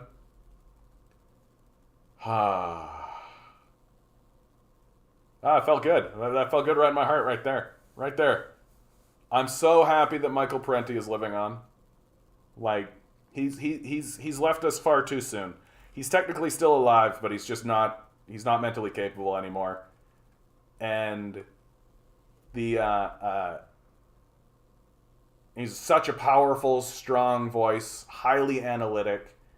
I really admire his chutzpah, his willingness. He does so in Black Shirts in Red a lot. His willingness to take on Noam Chomsky, who Noam Chomsky's domestic critique of American imperialism at home and abroad is absolutely instrumental, but his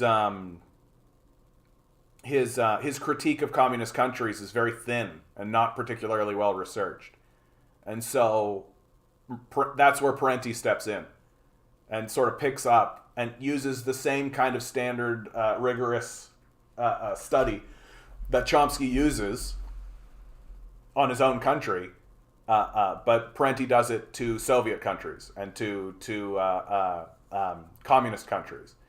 And the real reason why I wish Parenti was still capable and still around today is because I would love to hear what he would have to say about modern day China.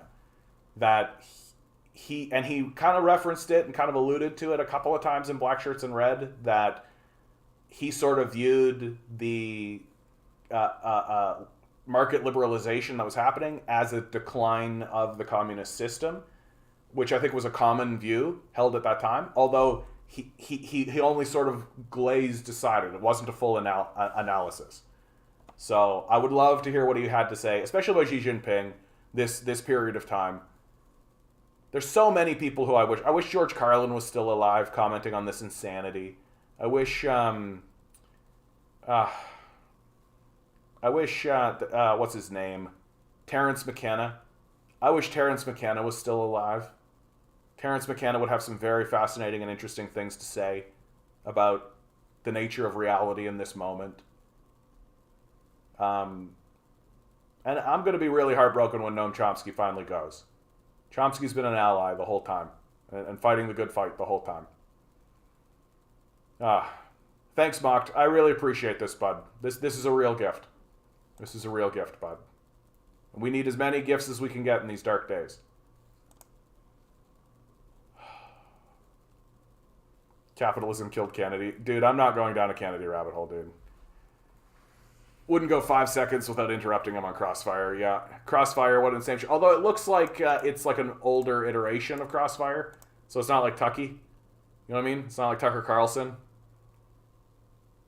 It looks like it's... I don't even know who the hosts were back then, but it's not Tucker.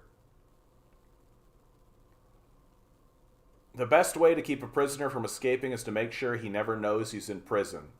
Yeah, Fyodor Dostoevsky. Absolutely. Yeah, I think that nails it, dude. Like, if you don't know anything about what you've except what you've experienced, and you don't try to go outside of your experiences, and you don't pay any attention to what's going on outside your own country, you don't pay any attention to what's going outside your own town, you don't pay any attention about what's going on anywhere else in the world, then you're going to be it's going to be easy to convince you that this is the best we can do, which is like fundamentally what the human nature argument is, which falls apart the second you look at any other country. Like, the human nature argument tends to fall apart. It's used by Americans to sort of justify why their system's so shitty. But if that's true, then why are there so many other civilizations and countries and nations that are doing other things. Where's their human nature all of a sudden? He criticizes China's market reforms and against empire and black shirts in red, and wrote a good article on the situation in Tibet called Friendly Feudalism, the Tibet Myth. Oh, I didn't realize that Parenti wrote something on Tibet. That's good. I would like to hear him more on China's market reforms and against empire. Yeah. I'll take a look at that one. I think that's my next one. I just finished. I need to get a new book, and I just finished. So I think I'm going to go on a big Michael Parenti kick. I feel like the universe is telling me, Michael Parenti, that's what you're doing. But I'd really love to hear what he had to say about what was going on today. That I feel like he's such a good analyst, and I trust him. I trust him that I would really take what he had to say seriously. And if he came out against Xi Jinping and against what they were doing, I would really love to hear why. I'd really love to hear why. And maybe even China society. I think China knows what it's up to. It's now striving to more isolation. Whoa, no, dude. It is not doing isolation. No, bro. You need to banish that idea from your mind right away. Here's China's Belt and Road Initiative. Right? This not exactly isolation. Like, yeah, it's trying to get rid of Americans. Like, it's trying to toss Americans out. Because it's trying to isolate America. That's absolutely the truth. But the idea that China is moving towards more isolation is fallaciously wrong. The Belt and Road Initiative, you can see here, the red lines represent high-speed rail, of which they've built hundreds of thousands of kilometers of this. We haven't built one. Their goal is to unify the entire landmass of the vast majority of the population of the world via rail. And there's really cool plans that they've got in order to make this rail system actually connect and actually work. Because the Americans have literally, and a big reason why they're doing this is that the Americans have literally come out and said that their strategy for China is to sink all their trade vessels. That they wrote, that the Pentagon came out with a paper called Thinking Through the Unthinkable War with China. And in it, their conclusion was, we think that we can go to war with China without them using nuclear bombs and sink their naval fleet, and thereby cut their trade and bring their trade down and cripple them that way. And so China's response to this has been, oh, you want to sink our naval fleet? Okay, then we'll just connect all of this by land. And essentially say of your dumb little empire that you can sit off in the corner and rot. Because, like, if America actually does go to war with China, its economy collapses instantaneously. Like, just absolutely immediately. Because China makes all their stuff. Like, look at anything in your apartment. Where's it coming from? It's not coming from fucking America. So, China is not moving towards isolation, but definitely is no longer becoming... It's taking the wealth that was generated through the capitalist period, through the Dengist reforms, and spreading it around, which was always the strategy. Like, even Deng said that was the strategy. And Xi Jinping is just implementing the strategy. And that's what I love about what's going on in China. And why I think Westerners really struggle with what is happening in China. Because we literally cannot comprehend the idea of a government actually working in conjunction with the next government. That we're so used to the idea of governments fighting each other and being like, crush, crush, crush, crush. That the idea of a government that comes in and does something and then the next government comes in and continues that, and then the next government comes in and continues that, is so foreign to us that we can't believe it. But it obviously happened in China. And we should study why. We should try to find out why. Yeah, Parenti has late-stage dementia. Yeah, he wrote some articles in February 2016. That late, eh? I didn't think he made it to 2016. Yeah, hasn't done anything since. Yeah. No, I think he's on his way out. He'll touch the golden door soon enough. Him and Chomsky. It'd break my heart if it happened in the same year, but that's how it goes, you know? That's how it goes. Eventually, it'll be just us, guys. Eventually, it'll just be us.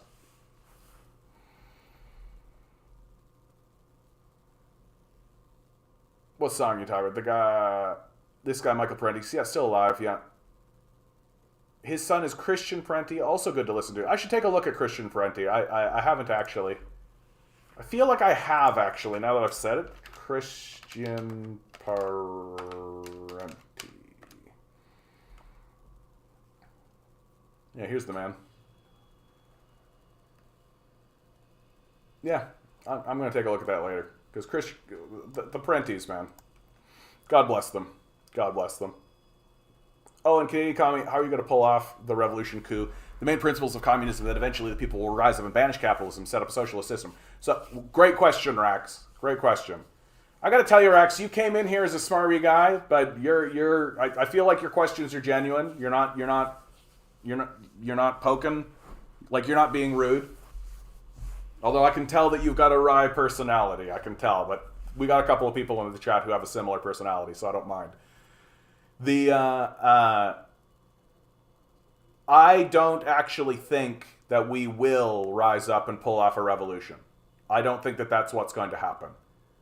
I would love it to, but when you think about the actual practical realities of what that means, like, let's say we put together a force that was strong enough to move up against the American police force, let alone the American military.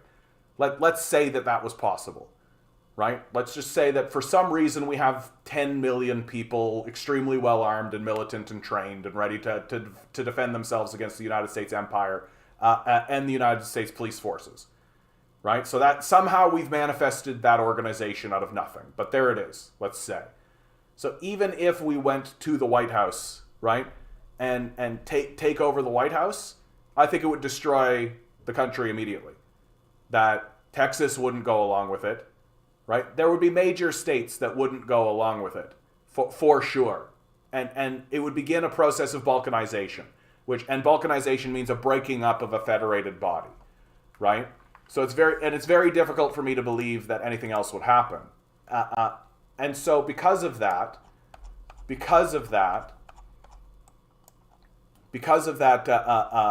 idea, I actually think the most likely thing that is going to happen is the balkanization of the United States. That once the dollar plummets in value, and the only way the state has to enforce itself any longer is through violence, right? That it will begin a campaign of kicking in doors, purging people, doing that kind of thing. Like it's the way that it acted all throughout the Middle East and the way it acts in its wars today is how it will begin to act against its own citizenry. And this will inspire the people of the United States to begin independence movements within their own states. And couple that with the idea that the only way that the state will have to actually pay for any of this stuff anymore, because the dollar will be devalued and everything will be shitty, right, will be the idea that, oh, well, we should probably tax some of these billionaires. And so the billionaires will join with the populace and their desires will align in a special little moment. So you think like Elon Musk in Texas. Like Elon Musk will absolutely start an independence movement with the people of Texas in order to balkanize from the Union. And the idea, like, it can happen. Brexit happened, right? Like these events can occur. And when that happens, I think it will be thought of as the end of this Cold War. That the new Cold War that's happening right now between the United States and China, well, the end of it will be seen as this moment of balkanization, when the United States begins to break apart. And another candidate for the possible leaving is California. California is like the third largest economy on the continent. It gives more than it takes by a large margin, and the federal government is getting more and more annoying to California. California wants to move forward and do progressive ideas. It takes a look at China and goes, we should do that stuff. We should do some of this stuff. It works. It's obviously working. We should do it. And it's the federal government that gets in the way. Like when Donald Trump puts tariffs on solar panels, who's paying that? It's the people of California. So like the things are going to get really crazy when the dollar collapse happens. That's when things get really, really crazy. And I think that it's more likely that the country will balkanize, will enter a period of 100 years of humiliation, right, where the state will enforce its will on the populace through drug addiction, mass incarceration. Like, it's already doing this, right? We already have an opioid epidemic. We already have 25% of the world's prison population. We're already interacting with our own citizenry through mass incarceration, through fascist stop and frisk bullshit, through drug addiction, an opioid crisis. Like, we're already doing this, and it's going to ramp up, and it's going to get obvious, and they're going to rule obviously. They're not going to pretend like they're doing something else. They're not going to say we're doing this for democracy. They're going to say that we're doing this for stability and order, the way that the Nazis did. And the balkanization of the United States and entering the 100 years of humiliation will only begin to break down when newer generations start to come up and insist that this is bullshit, that we refuse to do it this way. And chances are good that the first of the communist revolutions will happen in one state. That, like, a state like, actually, the real candidate is Seattle, Washington, right? Is Washington. That if somebody said, John, where do you think a communist revolution would actually happen and actually be credible and be taken seriously, my bet would be Washington. That Seattle, Washington, you got Washington, you got Portland right there. I know it's Portland, Oregon, technically, but like the border's right there. And during this balkanization period, these borders will become meaningless. And but there's also credible evidence to be said, like the energy that you see in Los Angeles because of the Los Angeles homelessness movement, and all of this. There's credible arguments to be given that, like, and some of these places could simply become city-states, right? Like, Los Angeles could become a city-state where it just decides we're going to balkanize and become our own thing and fuck all the rest of you because we're getting fucked by you anyway. So, like, when the dollar collapses, the bets are off. Like, all bets are off. And a lot of crazy shit is going to happen. A lot of crazy shit is going to happen. The federal government is not going to know how to keep all of the states united because states will begin to understand, like, there's literally no reason to be associated with this federal government anymore. It's not providing anything. It's taking all of our wealth away and funneling it into an oppressive military and police force that's literally kicking in our doors, and that's all it's giving us. It's not giving us health care. It's not giving us social security. It's not providing amenities. It's not doing anything for us anymore. And literally all of the amenities that we actually have, right? It's privatizing. It's literally, it exists to enforce the privatization rights of tyrants. Like, that's the only reason the federal government will exist. And so people will declare their independence from it. And they'll be and like this is literally how empires go down. This is how the British Empire goes down. This is how China's multiple empires have gone down through history. Indian empires have gone down like this. African empires have gone down like this. Right? What I am saying is actually the common route. The only reason we're kind of freaking out about it is because it's happened to us for the first time. And it's happening to us while we're saying, this is the end of history, and we're the greatest country in the world, manifest destiny. Well, it's not going to go down like that. That it turns out that wasn't the end of history. Oh dear. And so after this balkanization period, and perhaps during it,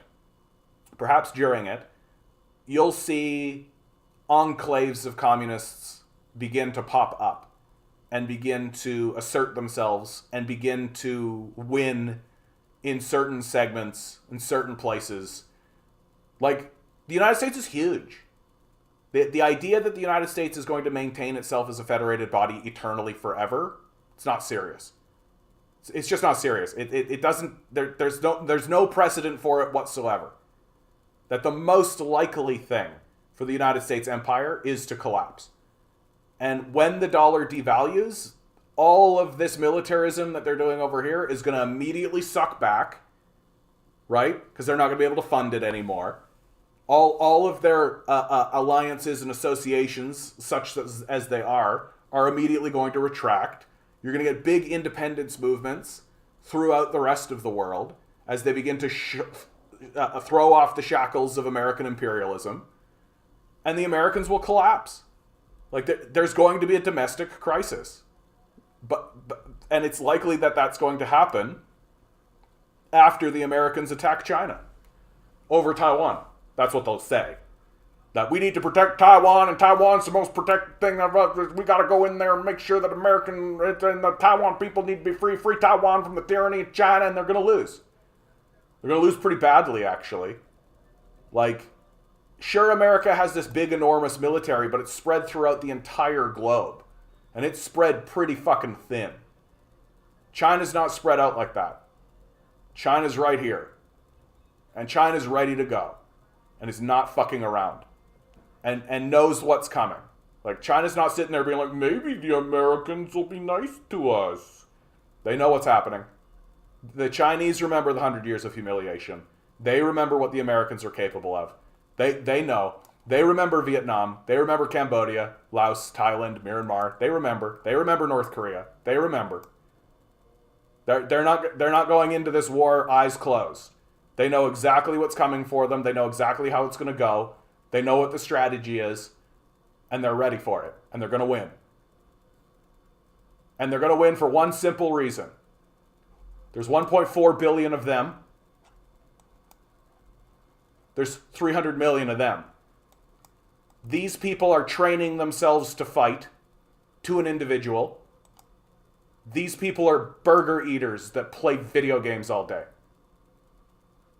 These people will be under an existential threat where they know that if the Americans come in there, their land will be destroyed. These people are jerking off to porn all day. And you want me to go to China? These people will mobilize hundreds of thousands, if not millions of people over a very, very short period of time. These people will not tolerate a mobilization of a single person.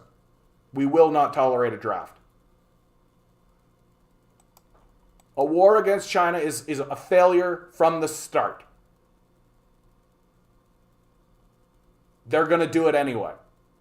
Because that's what all dying empires do.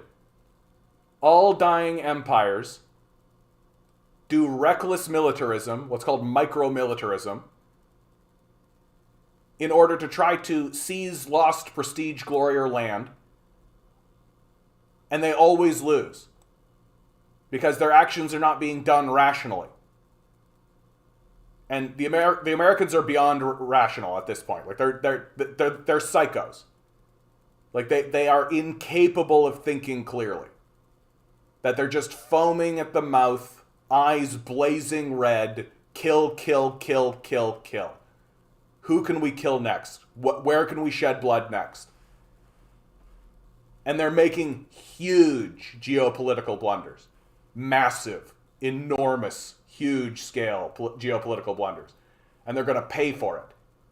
They're going to pay for it in huge, massive ways because the entire rest of the world, including South America, and the real twist of the dagger is going to be when Australia betrays us, by the way. That's going to be the real twist of the dagger. The entire rest of the world is trying to isolate the United States. And Canada, incidentally. That the entire rest of the world, most of the world's population, most of the world's industry, most of the world's resources, are looking at the United States and saying, you are a rogue, terrorist state that needs to be isolated within your own borders, and that's exactly what's going to happen. And I don't see any force in the world that's going to prevent it from happening.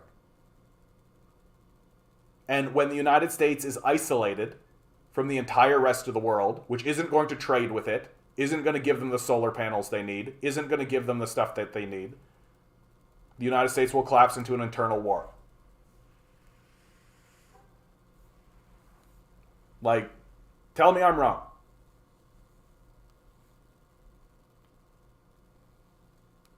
And incidentally, all of that I just said, I don't consider any of that to be predictive.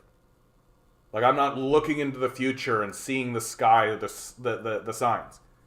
Any more than if you walked in and saw a building like this, and you went, oh, well, that's going like that.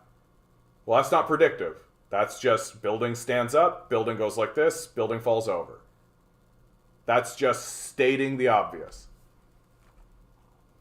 The entire American empire is based off of the idea of dollar hegemony.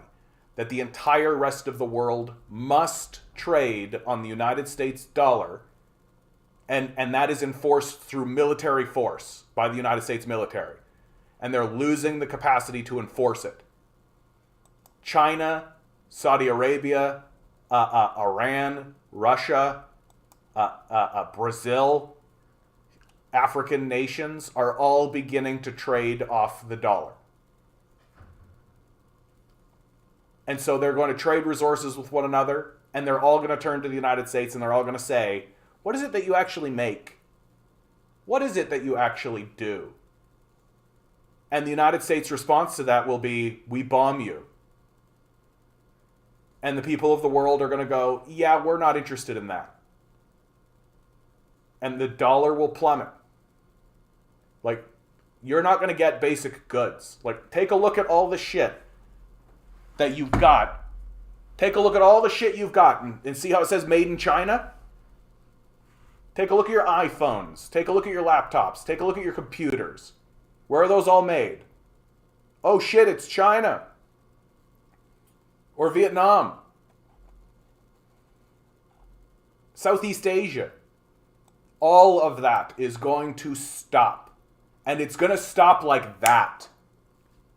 Like, that's the part about it that I think people are really fooling themselves about. That they're really sitting here being like, oh, you know, if such a transition happens, it'll be a slow, steady thing. It will happen over a period of maybe a month. Because once the supplies stop coming from China, we'll get a little bit of time where the supplies that remain go up. The prices of those things will jack up. Because the people who have them know that this is it. No more are coming. So the prices will skyrocket while the dollar plummets.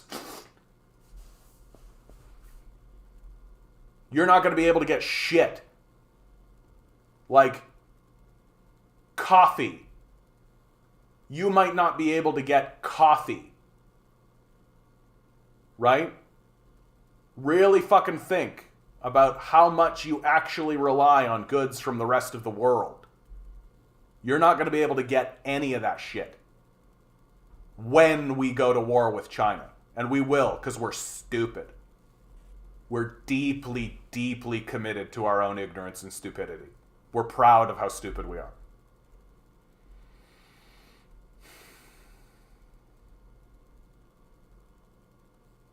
The Nord Stream disaster led to the largest ever release of potent greenhouse gas during a single event, with an impact similar to the annual emissions of 1 million cars. Yep. And now we know that the United States was responsible for that. Like, yeah. Westerners are paper tigers, and the rain is coming. Absolutely. They'll start killing each other with guns over food rather than build a socialist society. And I actually think that the scariest thing for the American military, like, I've been listening to the generals of the Joint Chiefs of Staff, by the way, and they are not optimistic about a war with China. Like, they're not sitting there being like, yeah, war with China, we're definitely going to do this. We're getting reports of, like, if we start a war with China, we'll be out of ammunition in a week. We're seeing the Joint Chiefs of Staff say we are spread too thin. We do not have the resources to do this, while the political apparatus loses its fucking mind. Like, there is actually a credible argument to be made that one of the routes, and this is slightly predictive, and I don't have a smoking gun for this, but I think you could credibly make the argument that the military will just coup the government in America, should it come to it. That the United States military will say, you guys are out of control. You want to do a war with China? We're done. No. And the military itself will just coup the government. Which is absolutely possible. Like, don't fucking fool yourself. The military-industrial complex is an enormous, powerful, fascist force. It will absolutely coup the democracy. Like, how do you think the Roman democracy fell? That's exactly the story. And so that's completely on the table and completely possible. That the United States military will coup its own government as the government tries to go to war with an opponent that will destroy it. Like, China's not going to lose that fight. It's not going to lose that fight. Like, if you were on a boat and your captain was telling you to row as fast as possible to a waterfall, so you'd all fall down the waterfall and be smashed, you'd probably mutiny.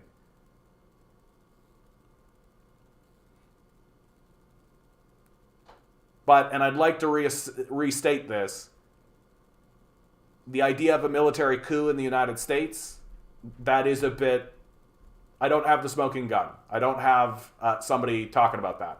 I've got more evidence that shows me military personnel want a war with China than want a military coup in the United States.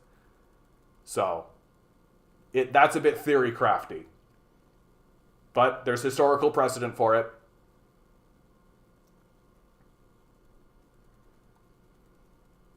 U.S. military will be reluctant to shoot their fellow countrymen. But the thing is, you don't need that many. Like, you don't actually need that many. And I don't know, the United States police seem pretty gun happy to me. Like, I don't think it will be the military, I think it'll be the police. And the police seem perfectly fine oppressing the United States as it is. Like, what makes us think that they're suddenly gonna, have a come to Jesus moment and actually start acting like good little Christians? Like, that's not gonna happen. Like, these people want to shoot people in the streets, and they do. They want to round up people and arrest them and incarcerate them on trumped up charges and total bullshit, which they do. Right? So I don't see that stopping anytime soon.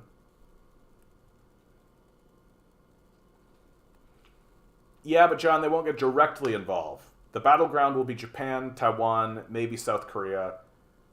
Yeah, I mean, I don't think that South Korea, Japan, and Thailand last very long.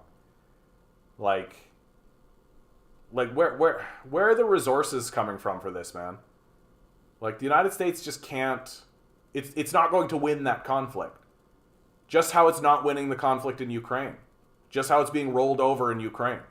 Like, the United States is not winning.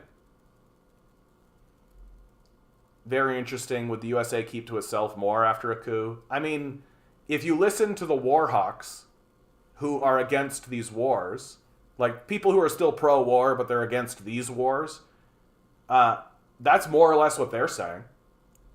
Is that, like, we should keep to ourselves more. Like, Donald Trump literally said we should pull out of NATO. Right? So there is a isolationist bent within the political system already. Oh, I'm not saying they're going to win. I'm saying they'll sacrifice those countries. Yes, that's accurate, Tinker. That they will basically force China to blow them up. I think that's right. Just how they forced Russia to blow up Ukraine, they'll force the issue and on South Korea, Japan, and the rest. Free officers movement with the barracks communism. Let's go. American Gaddafi when? Yeah, I'd be very surprised if a United States military coup ushered in communism. That would be very surprising to me. Wouldn't that be crazy? Wouldn't that be wild? That, like, the joint chief of staff basically say, we're done here. They, like, basically walk in, announce that Biden is no longer the president, or whoever is no longer the president. They say, we, the Joint Chiefs of Staff of the United States military, are here to rule this country rationally, and we're going to start by eliminating poverty. I'd be like, what the fuck is happening? I would be very surprised. Like, I would really... No one would be more surprised than me. Yeah.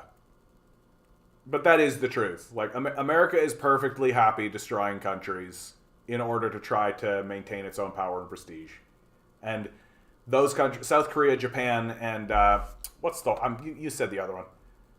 Taiwan, yeah. These are, and there are others. Like there are others. I think the Philippines, uh, uh, uh, like America has military bases all along here, right? Like there, what's that? American military bases, Southeast Asia. Should a yeah, this is fine. This gets it done. Like, should a war in the South in the South China Seas, like these are the targets. Like these are the targets. Like, and China will blow them up. Like, no doubt. And I think it'd be kind of crazy to think that they wouldn't. Who is interesting in my view in all of this is actually Australia, because Australia historically is allied politically with the West and has been something of a staunch ally to thanks to the British colonial period, and basically it's just a continuation of like the white supremacist nature of the British colonial system that took over Australia, where they massacred the indigenous population just like the rest of them, just like Canada and the United States did, right? But so historically they have those ties and they've always been part of it. But geopolitically, right now, Australia's biggest trading partner is China. And Australia's wealth, like when the 2008 financial collapse happened, for example, Australia basically was completely untouched by it because their main trading partner was already China. So they were already getting lots and lots of wealth and already building up that relationship with China. And all of the conversations that are happening in Australia now are, which way do we go? Which way do we go when the ultimatum comes? Like that Australia is not fucking around with it. Like the intelligentsia of Australia understand that this war is going to happen, and the conversation that the Australians are having amongst one another, the intelligentsia in Australia are having, is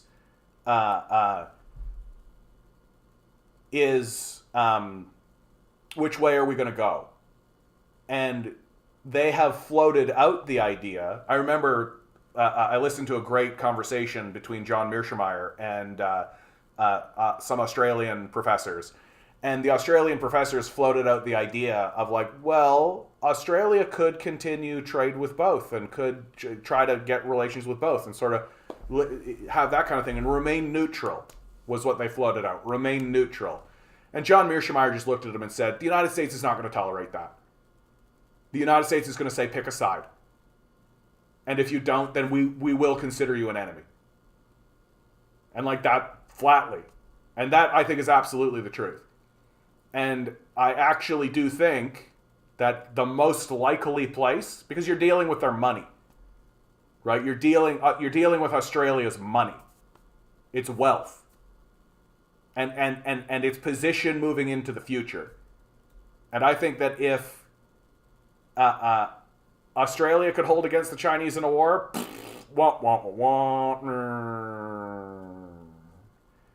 I don't think so, dude.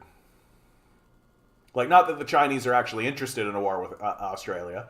I think the Chinese view Australia as a useful trading partner. Like, the Chinese are not interested in this war. Like, they don't want this war. They know that it's coming, but they wish it wasn't. Like, that's the real truth. And if Australia was given the ultimatum and they pivoted over to China, I think China would be like, let's go, Brandon. Like, they'd be down. Like, they wouldn't. And so that's a question mark. I don't know what Australia is going to do because I don't think the Australians quite know what they're going to do. That they are put in a very weird and interesting position. Very strange position. The nuclear submarines that are being built in the South China Sea, absolutely AUKUS.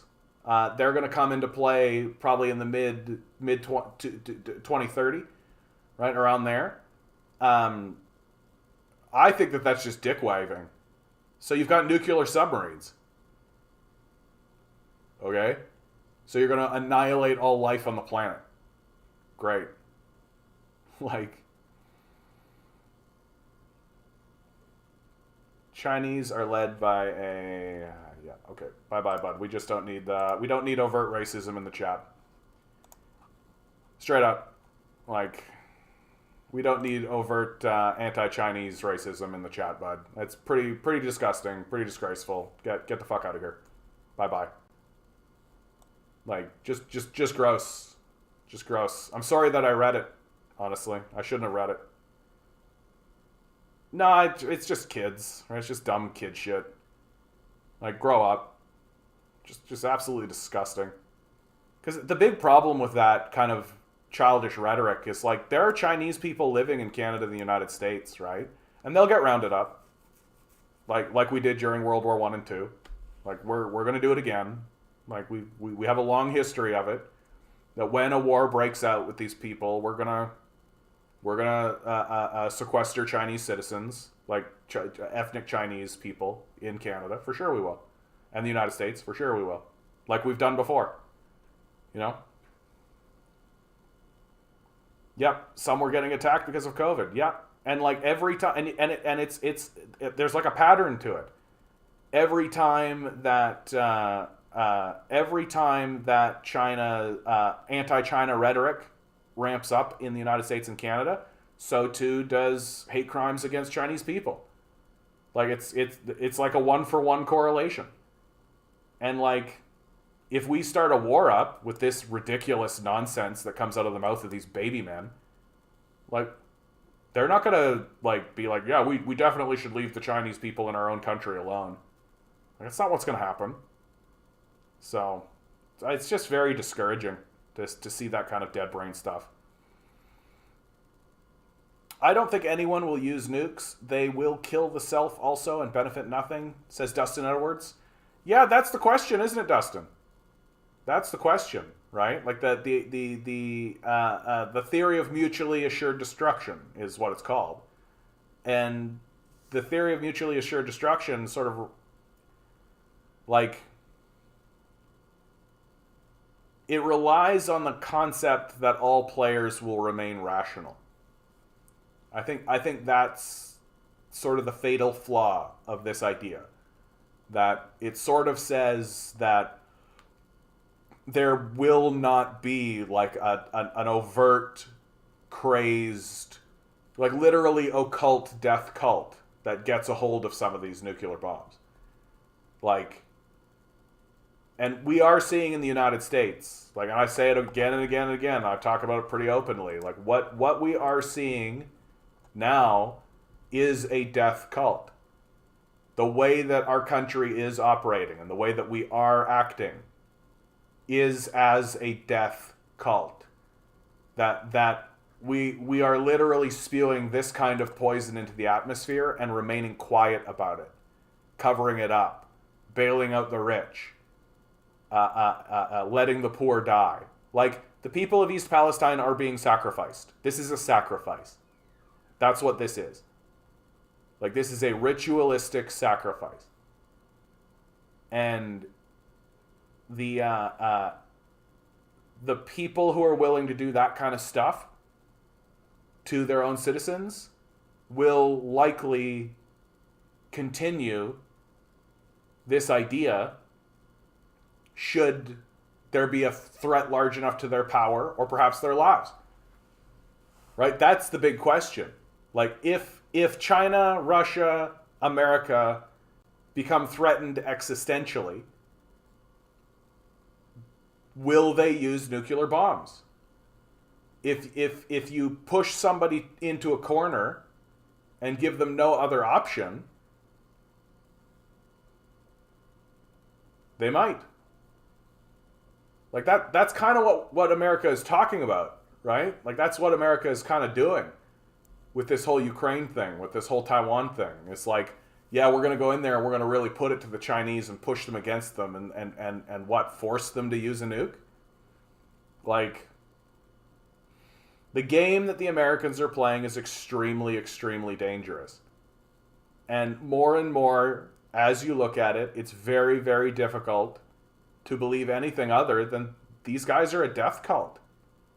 That they worship war and death.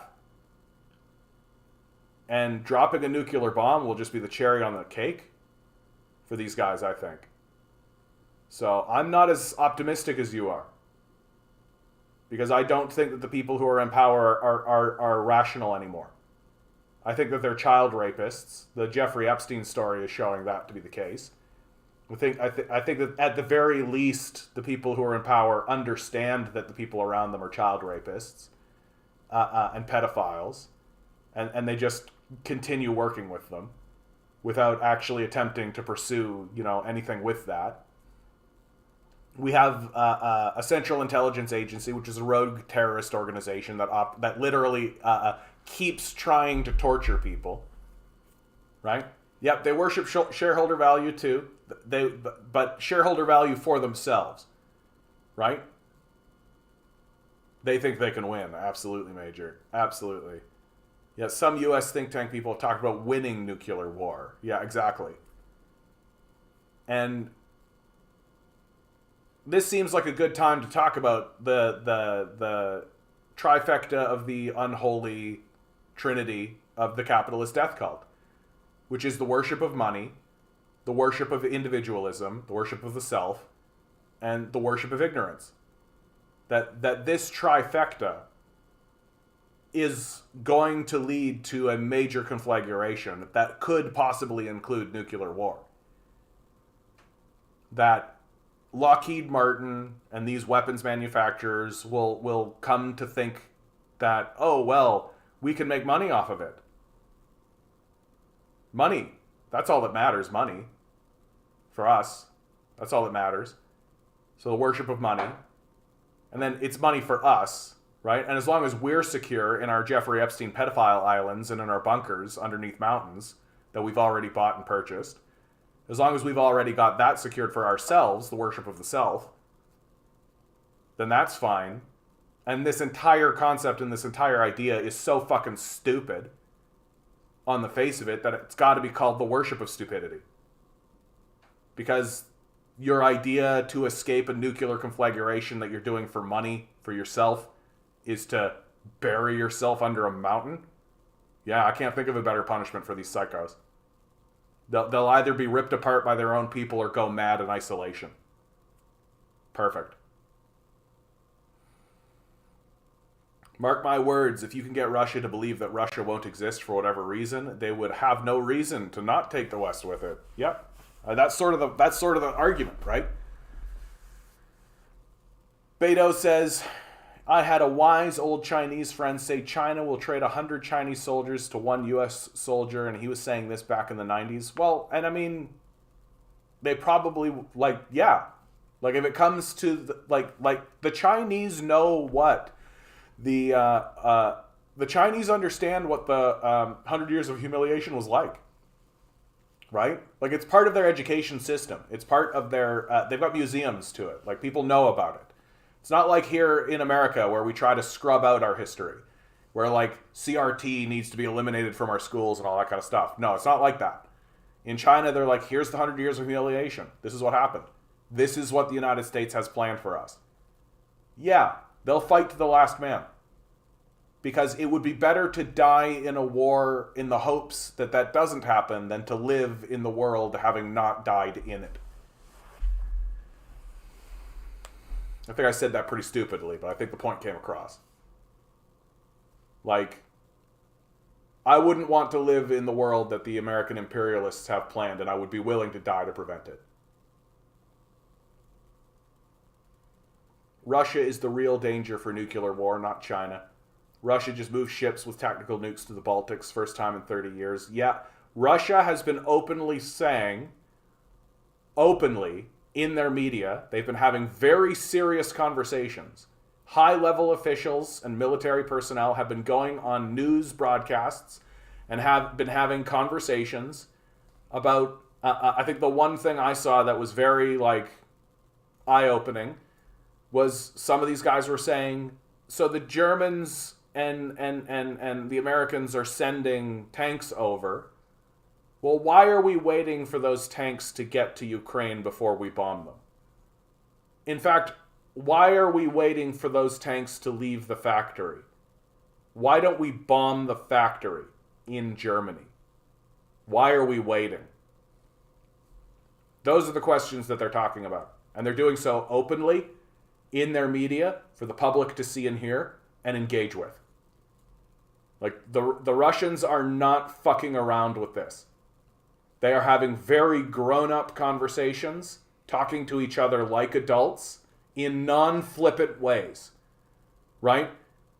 Because all that I just said there, that here in America, that would come out of the mouth of somebody like Tucker Carlson, who would be like, well, why don't we just send bombs over there and get the thing? Why don't we go? I know it's crazy, it's madness. Why don't we just go over there and do a in the most unserious of ways possible? The way that these guys are the most unserious people you've ever met in your life. That is not how the Russians are talking about it. They are very plainly stating, why don't we go over there and bomb their factories? It's a very serious conversation that's happening. Germany already admitted they are in a war with Russia.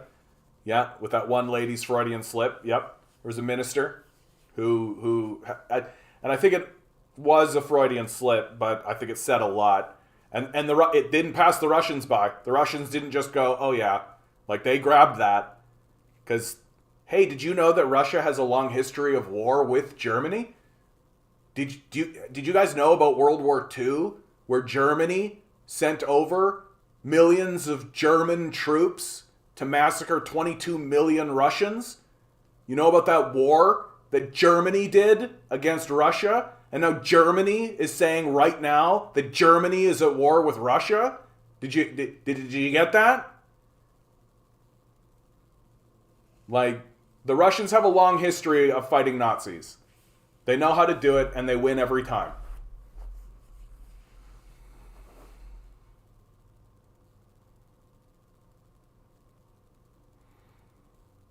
I'll say it again. NATO has chosen the wrong opponent. They are messing around with a nation that sacrificed 30 million people. They will never forget it. Yeah, absolutely. I think that's absolutely the case. And also, like, look, here's all you need to know.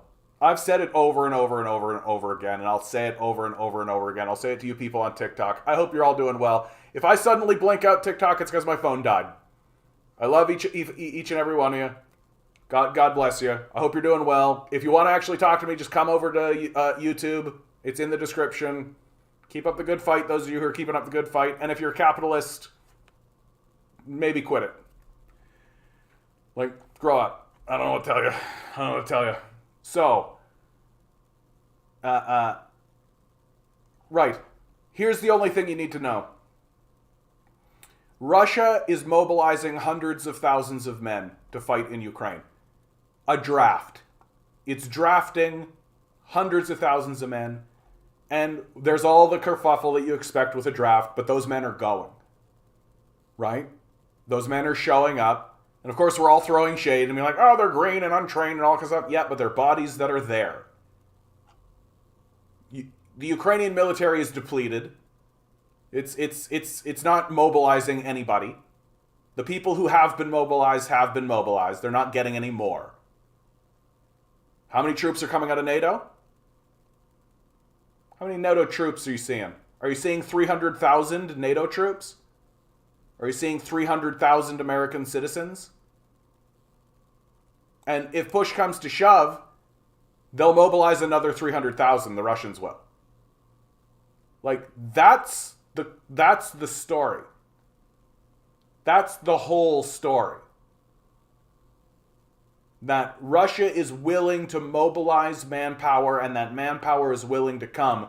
We're fucking burger eaters. We're a bunch of fucking fat asses sitting on couches eating burgers talking about how we're the greatest country in the fucking world. We're not mobilizing shit. We're not mobilizing a goddamn person. Like, we're not going overseas to fight in this fucking war. That's not happening. Can you imagine if they tried to do a draft right now? Can you imagine what that would look like? I feel like you'd have a fucking internal civil war over that alone. I'm not going to go overseas to fight in a goddamn war. Go fuck yourself. Pretty straightforwardly. And that's the war in a nutshell. Like, obviously it's more complex than that, and there's a lot more going on. But the truth is that the Russians are willing to put men on the field, and we're not. How do we win this thing? Well, we're going to send over a couple hundred tanks. Yeah, that the Ukrainians don't know how to use. Okay. That's serious. That'll swing it. That'll sway it. Those tanks will run through the Russian troops. It'll be like Command and Conquer. They'll just go down the line and just go squish, squish, squish, squish, squish, squish, squish, squish, squish, squish, squish, squish, squish, squish, squish, squish, squish. Right? That's what'll happen. Because it's like a video game, right?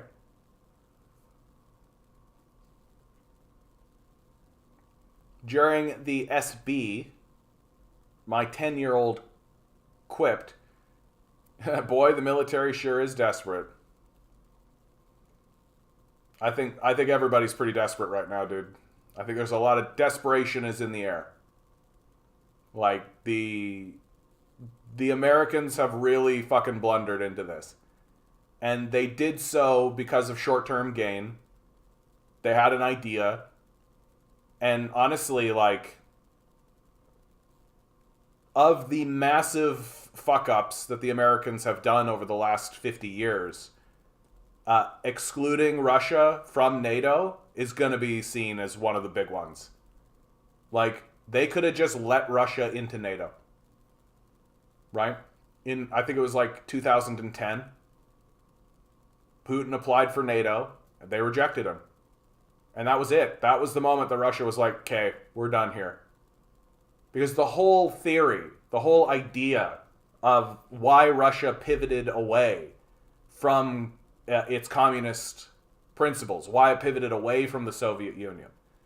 The whole idea was we want to integrate ourselves with the West.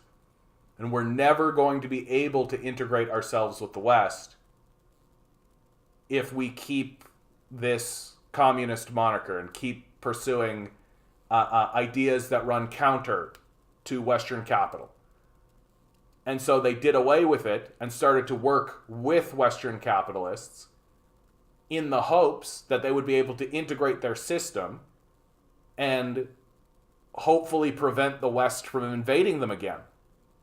Like, to me, that was always, that I have come to understand that was always like, you can critique these guys, Yeltsin, Gorbachev, all these guys. You can critique them. There are major criticisms to be had. But if you want to think about it and take their side for a second, and I think there's a rationale to be had there. That it's better to be allied with the West than to be victims of the West. And it took until Putin to realize that the West will never allow Russia to be integrated into it. Which I think is a colossal error.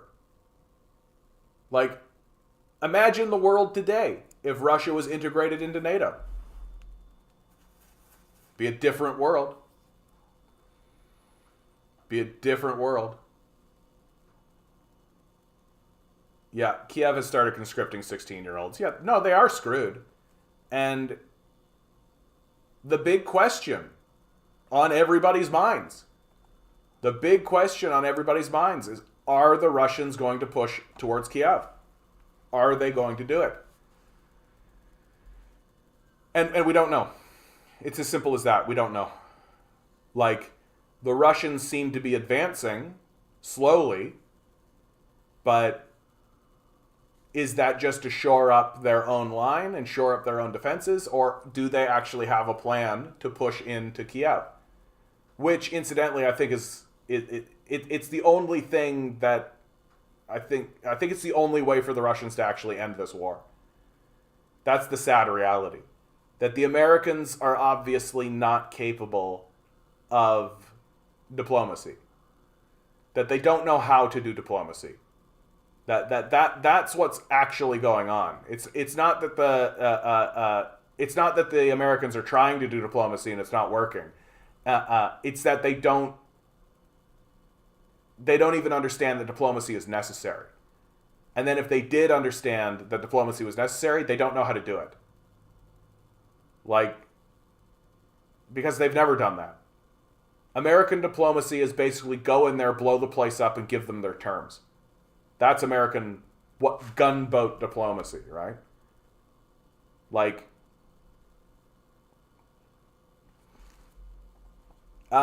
do you support communism? It has killed millions of people, millions of Cubans that have tried to escape, including my family. You mean Cubans underneath the Batista regime? The slave regime of Batista? Yeah, I do. Absolutely, I fucking do. That slave regime should have been defeated. I'm happy it was. Your plantation-owning family fled. Too fucking bad, Gusano. Fuck off. Don't need fucking Confederate Nazis in here defending slavers. Jesus fucking Christ. These fucking Gusanos. Ugh, I have a strict no-Nazi policy. I don't accept people who defend the Confederacy. I don't accept people who defend the Batista regime. I don't accept Adolf Hitler worshippers, Nazi worshippers, right? I don't accept pro-slavers. Get the fuck out of here, Gusano.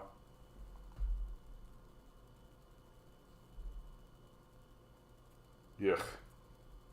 Yeah, and all these fucking Cubans in Miami are just salivating to get over there and reenact the slave system. Get the Cuban people back on the plantations where they belong, right? Working under the thumb of their family farms. That's the whole fucking debate. And these Gusanos are pretty open about it too. I want my family's plantation back. Yeah, and we all know what you're going to do to the Cuban people when you get there, bud. We all know what your plan is. It's to reenact the slave system that the Batista regime was inflicting on the Cuban people. We know. We're well aware of it. You fucking little Nazi prick. The people who escaped Cuba with their family, yeah, well, Batista fled on a plane with several $100 million US.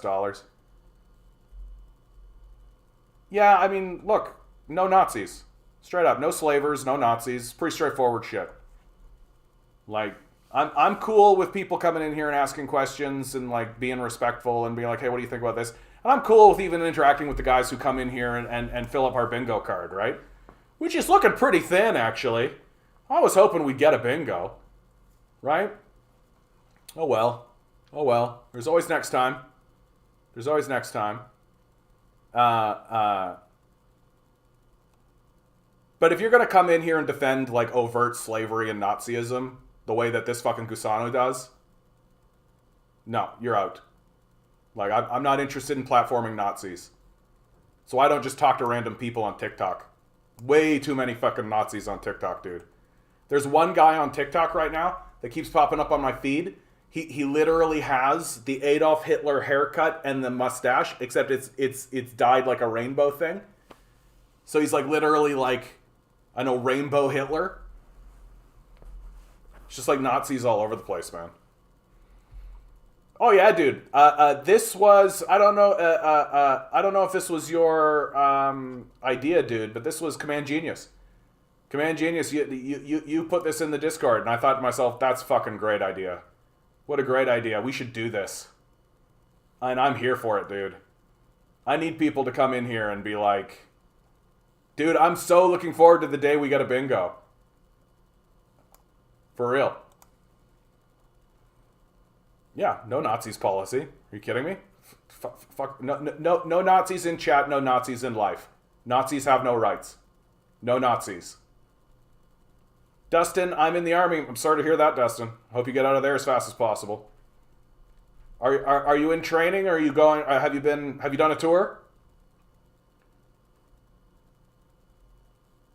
Like, I'm very sympathetic to people who enter the army, because I think that many people enter the army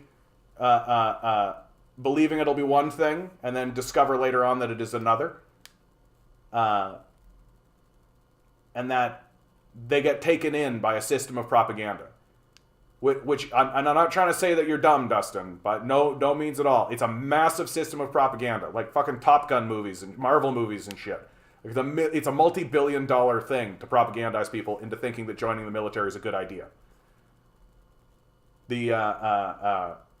It's only after they use you up, put you on tour, you get a leg blown off or something, then they abandon you to the streets because they don't let you get your veterans benefits or whatever.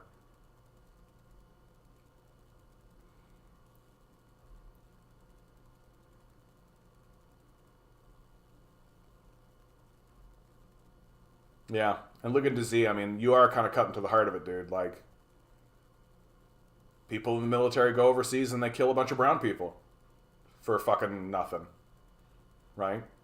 Like, that is what it is.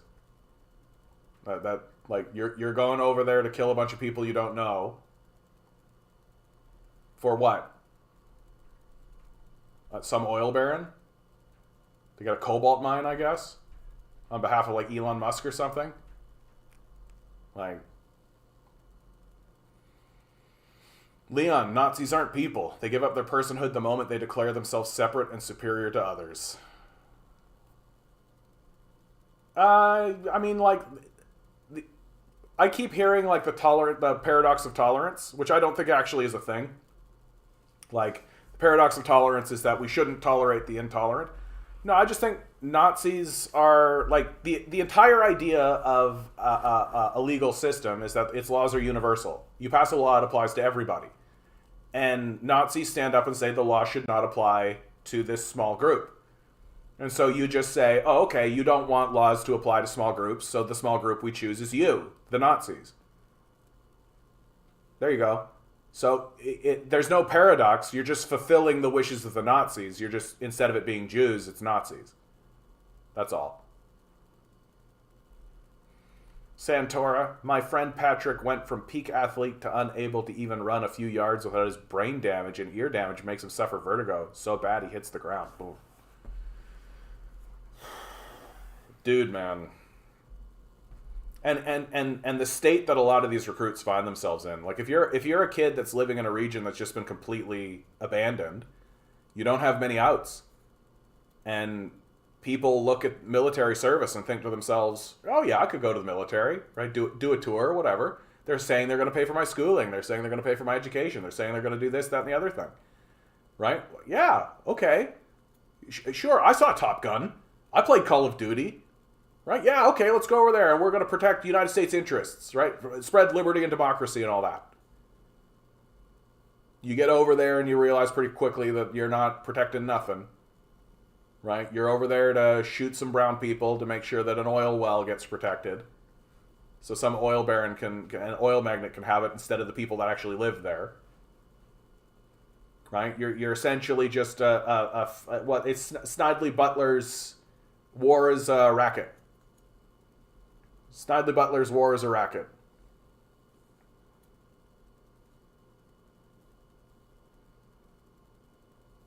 You misunderstand. I just mean that when Nazis get what's coming, you don't need to feel bad about it. Yeah, that's what I mean by personal. Yeah, I understand you, Leon. I understand. Sometimes I just act like a dickhead because I'm a dickhead.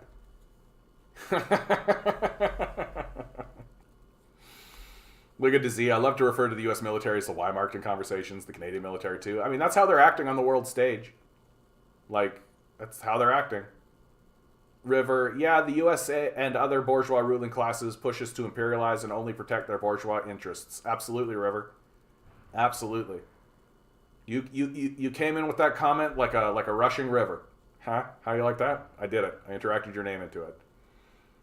Oh, TikTok, my phone is going to die for sure, so if I cut out, I love you, my phone's going to cut out. If you want to talk to me, you come up, go to YouTube. Go to YouTube. It's in the description. It's in the description. I hope you're all doing well out there. God bless each and every one of you. And for the ones of you that are shitting on me in the chat, I hope you find your way, bud. I hope you figure it out. God bless.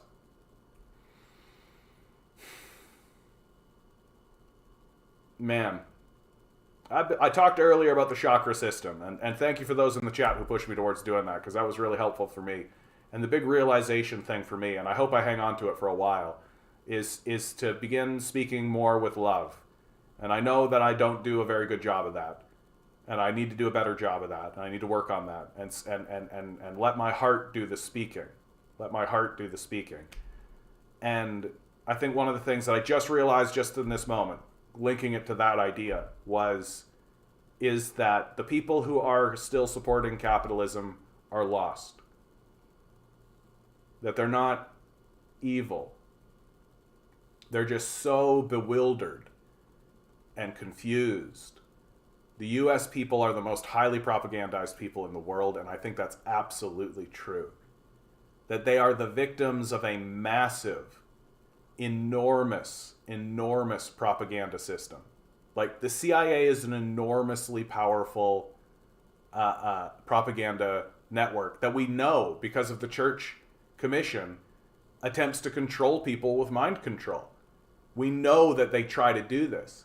And like, I don't have the smoking gun, but if there was another Church Commission that happened, and we all found out that the CIA was hypnotizing people through screens, I would be like,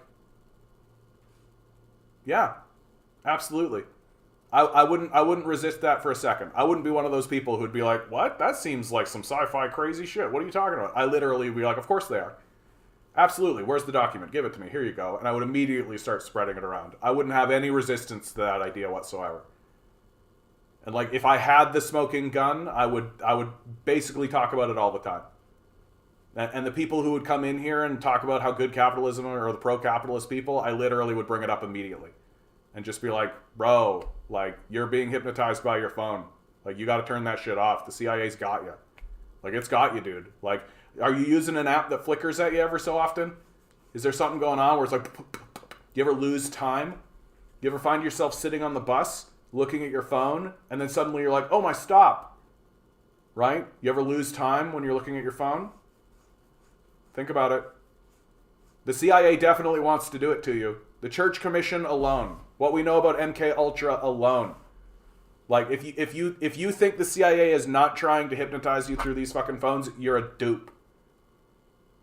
See, even there, I shouldn't say that. That's too mean.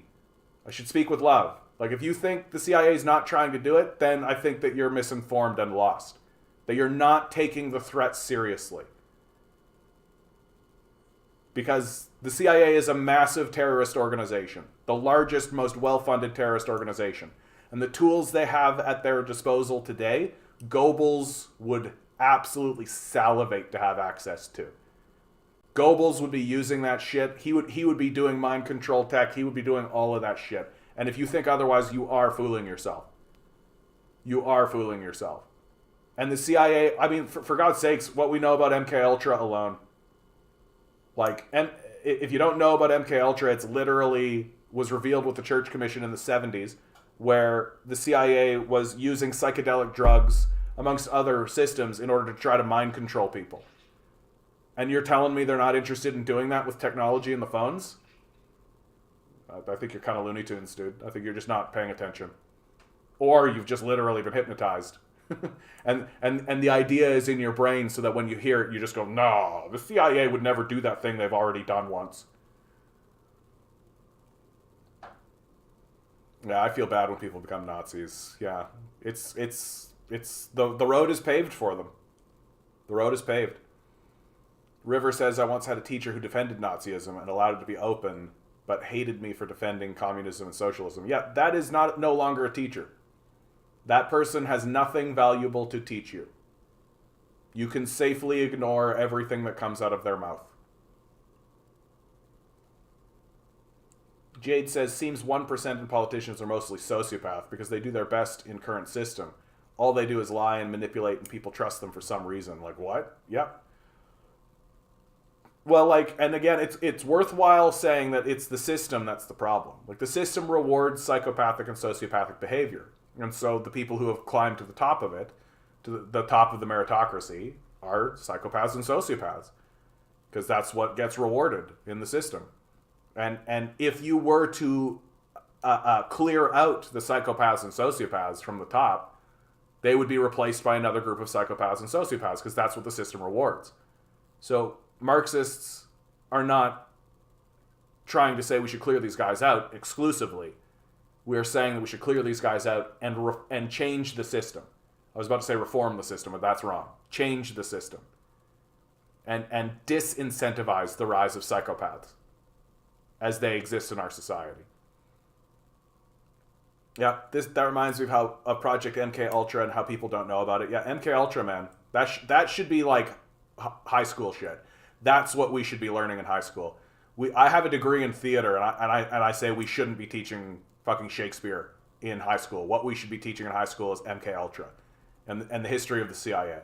That's what should be taught in high school. Everybody should know that. That you should not be considered a citizen unless you know about that. Because like that's how dangerous this organization is. It's an incredibly dangerous organization. That easily as dangerous as the Stasi, if not more so. I missed my stop a couple of times watching this stream. John is a CIA PSYOP confirmed. Oh my god. Oh no, I outed myself. Content says, in honesty, okay with capitalist supporters believing in it with their whole heart. There comes a point where you pick a side. I mean, even if the side is producing, like, Chinese communism, America. Chinese communism, American capitalism. Yeah, pick a side. Which one of these do you think is the way to go? They just can't seem to help themselves, you know? They just can't seem to help themselves. The CIA is not seen by most Americans, so they do not fear them. Yeah, well, they'll see them soon. Yeah, the Stasi didn't coup dozens of directly elected governments. That's true. It's also how people are programmed to hate socialism and communism. Yeah, I tend to think like people have trigger words. Like for sure. I've been doing this long enough to begin to see. I'll have like conversations with people about society, right? And I'll say all of the stuff that I say here without saying the word socialism or communism. And people will be like, yeah, absolutely. Oh, yeah, for sure. They'll be like, right, like lockstep with me. Be like, you're right. And they themselves will be even providing like socialist and communist ideas. Things that are like, yeah, we should probably do, like, why don't we nationalize this thing? Like, why aren't we moving into that? You're right, man. Those people are doing that work. Why shouldn't they be getting more of the pay? You know, it's sort of ridiculous, isn't it? The second you say the word communism and sometimes socialism, it's just the trigger word happens, the brain shuts off, and Stalin killed 100 million people with a spoonful of iPhone. All the propaganda just starts coming out of their mouth. And I think it just is that this shuts right off. That there's a trigger that just puts that packet of propaganda that just starts spewing out of their mouth.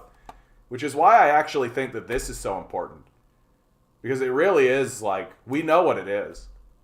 Like, we know what the propaganda is. Like, we know what the packet is.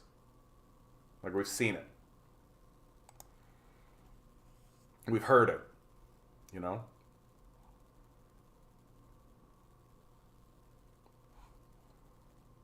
Dude, I hope that comes out. I hope we get that. I hope there is like a big church commission in my lifetime when we find out that the CIA is hypnotizing people through the phones. I hope that does happen. I think it'd be crazy. Yeah, all the shit I have is just like derailment. Just absolutely bonkers. I got 10 minutes left on the clock, man. I don't know what to talk about. I sort of run out of juice. I got 3 days off coming in a row here. No capitalism. Talking to you guys the next 2 days. Looking forward to it. You know what I'm really looking forward to?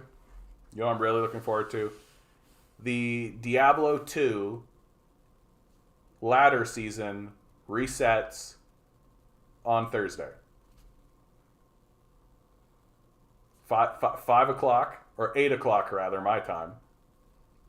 And then I also have Friday off. I'm going to be playing a lot of Diablo 2, guys. Fuck yeah, Diablo 2. Only hardcore. If you're playing like Diablo 2 or any of these types of games and you're not playing hardcore, you're a sissy. You're weak. Weak. Hardcore mode. Hardcore or nothing. You die once, you're dead. Start again. Build your character. Go! That's the only way to play these games. This whole, like, oh, I died, I'll just go run and get my body. Nonsense. That's for babies. That's how babies play those games. I remember me and my buddies, like back when I was a kid playing Diablo 2, we played a lot of hardcore, right? And then we had a friend who was like, oh, I've never played Diablo 2. Can I come and play? And we were like, oh, sure. And he like played hardcore with us once, but died immediately because he'd never played the game. And I was like, oh, and I got to start again? No, I don't like this. Can we do it without the hardcore? And he talked us into it because we wanted to play with him, and it was fine. But I remember there was this like a whole period of time where we were just like running out and dying, just being like, oh, death is meaningless now. We could just die. Like, it doesn't matter at all. I die, I come and get my body, it doesn't matter. And we just like, we were taken by this sort of delight of the idea that like so much of the energy of how we played the game was built around this idea of like, protect yourself, no death, take no risks, be safe, death is permanent, live, sink all your points into vitality, shields, protect yourselves. And then suddenly it was like, oh, you can just run out and die and it doesn't matter at all. And so we were like sinking all our points into the stupidest, like shittiest builds possible. That would just be like 1 billion damage, but if a guy came over and flicked you, you died immediately. You could talk about the Hogwarts genocide simulator. Yeah. I mean, the transphobia thing is one thing, but you know what concerns me more is the anti-Semitism. That's what concerns me a bit more, is Hogwarts Legacy anti-Semitism, yeah? Like, we know where it's coming, right? We know. It's the goblins. And I think the thing that's got people... So this is called a shofar. It's blown in synagogue services on Rosh Hashanah and at the end of Yom Kippur. It's also blown every weekday morning in the month of Elul, running up to Rosh Hashanah. The other pick is a screen cap from Blood Libel and Broomsticks, which is a goblin artifact. Horns like this were used by goblins during the 1612 Goblin Rebellion to rally troops and generally annoy witches and wizards. This horn was discovered in the aftermath of rebellion behind the Hog's Head Inn, with a wedge of gorgonzola stuffed inside, presumably to mute it. Like, pretty direct anti-Semitism. Like, pretty direct, like, yeah, the goblins are Jews. Quick reminder that Hogwarts Legacy main plot involves a goblin-led faction who abduct kids and want to use the child main character's blood for a ritual to destroy their enemies. When people said it was Blood Libel, the game, they weren't exaggerating at all.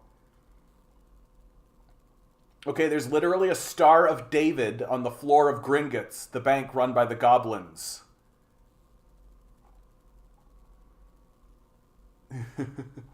Like, that's concerning.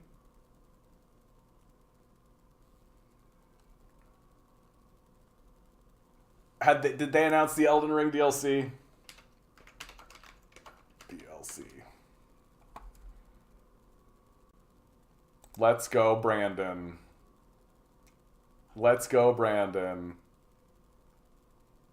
Dude, Elden Ring DLC.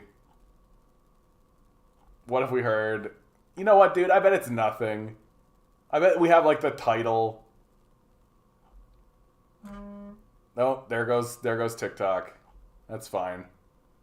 Going against the idea on Elden Ring DLC, the Dark Souls games were rolling out DLC. This is like the worst possible way to end one of these streams. Literally just talking about video games.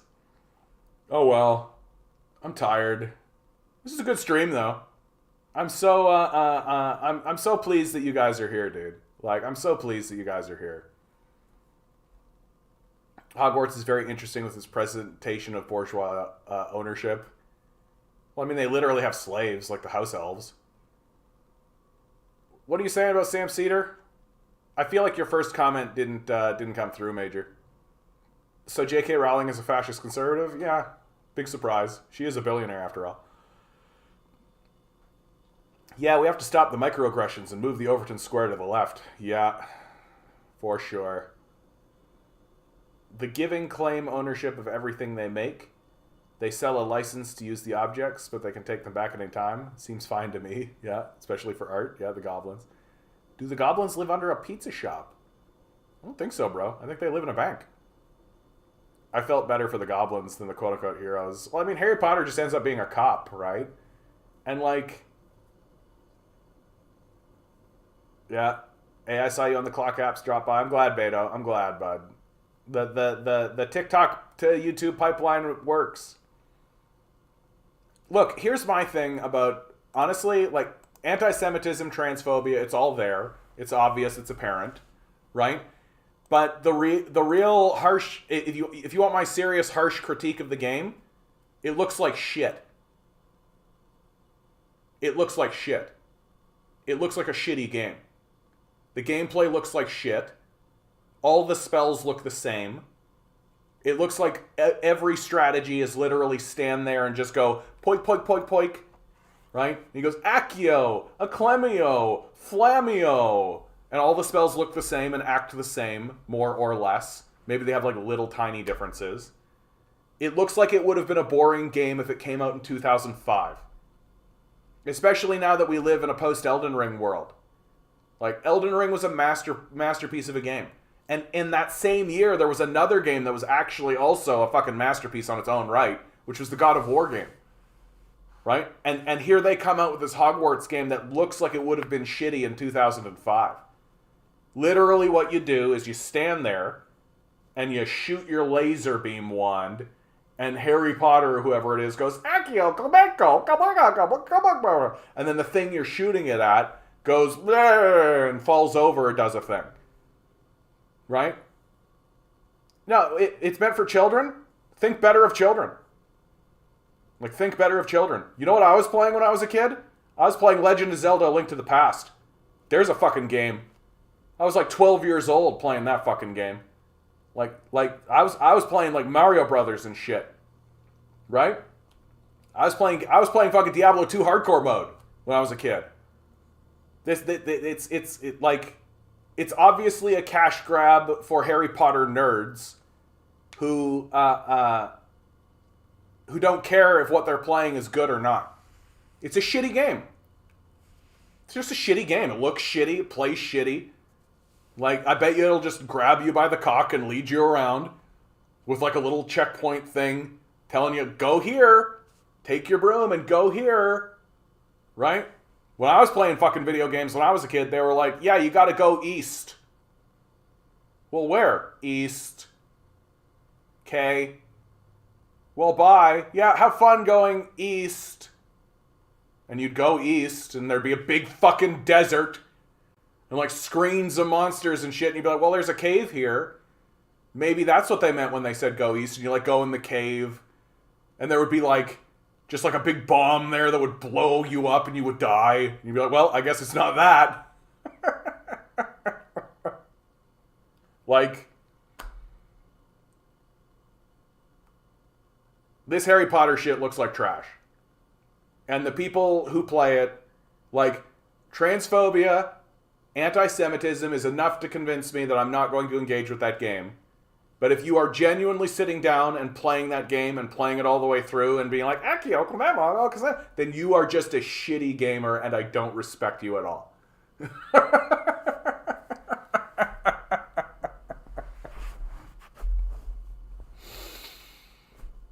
Sam Cedar plays a shofar on his show? Sam Cedar's a Jew though, right? Like, I don't want to accuse Sam Cedar of anything. I don't know anything about the situation.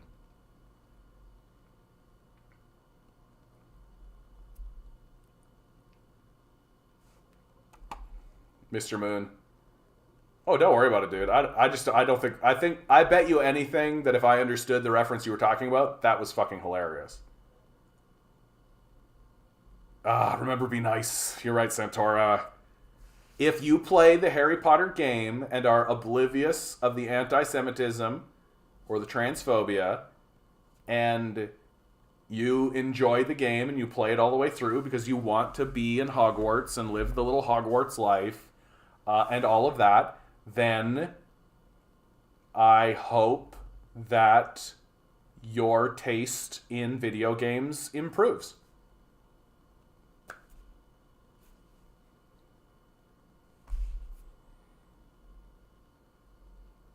My kind of game is Raiders of the Lost Ark on the Atari, dude. Whoa, that's old fucking school, dude. Dude, Atari games were like unrelentingly unforgiving. They straight up were just like, here's 23 levels that you have to solve a series of timed puzzles. Oh, you died? Go back to the beginning. And like, no, like, oh, you died, but you get, like, to increase your overall power or any of that. They literally were like, start again. Okay. Climb the ladder. Pull the lever. Go over here. Do the jump. Oh, I missed the jump. You died. Start again. Yeah. Yeah, dude. Old Atari games were literally just like, do you want to be a gamer? Play this game, you piece of shit. Play this game. And there wasn't like anything else to do, so you were just like, okay. You play like Battletoads, even on the Nintendo. Like you play like a Battletoads game, and they would put in a level where you had to like memorize a pattern. You like had to play a pattern, and like the thing would come at you so fast that you'd have to like move, and so you'd have to memorize the pattern. But that was like the third level. So you'd have to play 2 levels in order to have a chance to get at this level where you have to kind of memorize the pattern and then execute on the pattern. And you'd usually die in that level, and they kick you all the way to the back and just be like, yeah, start again. Fuck you, Battletoads.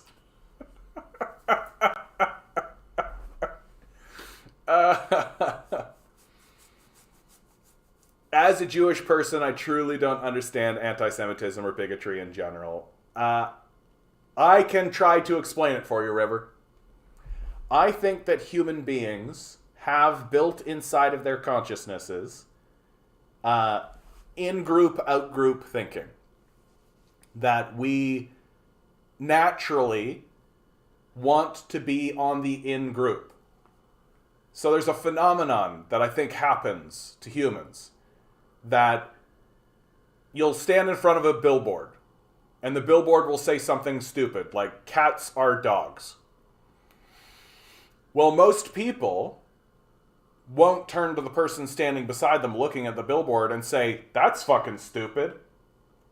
Because they're concerned that that person will be like, what are you talking about? Cats are dogs.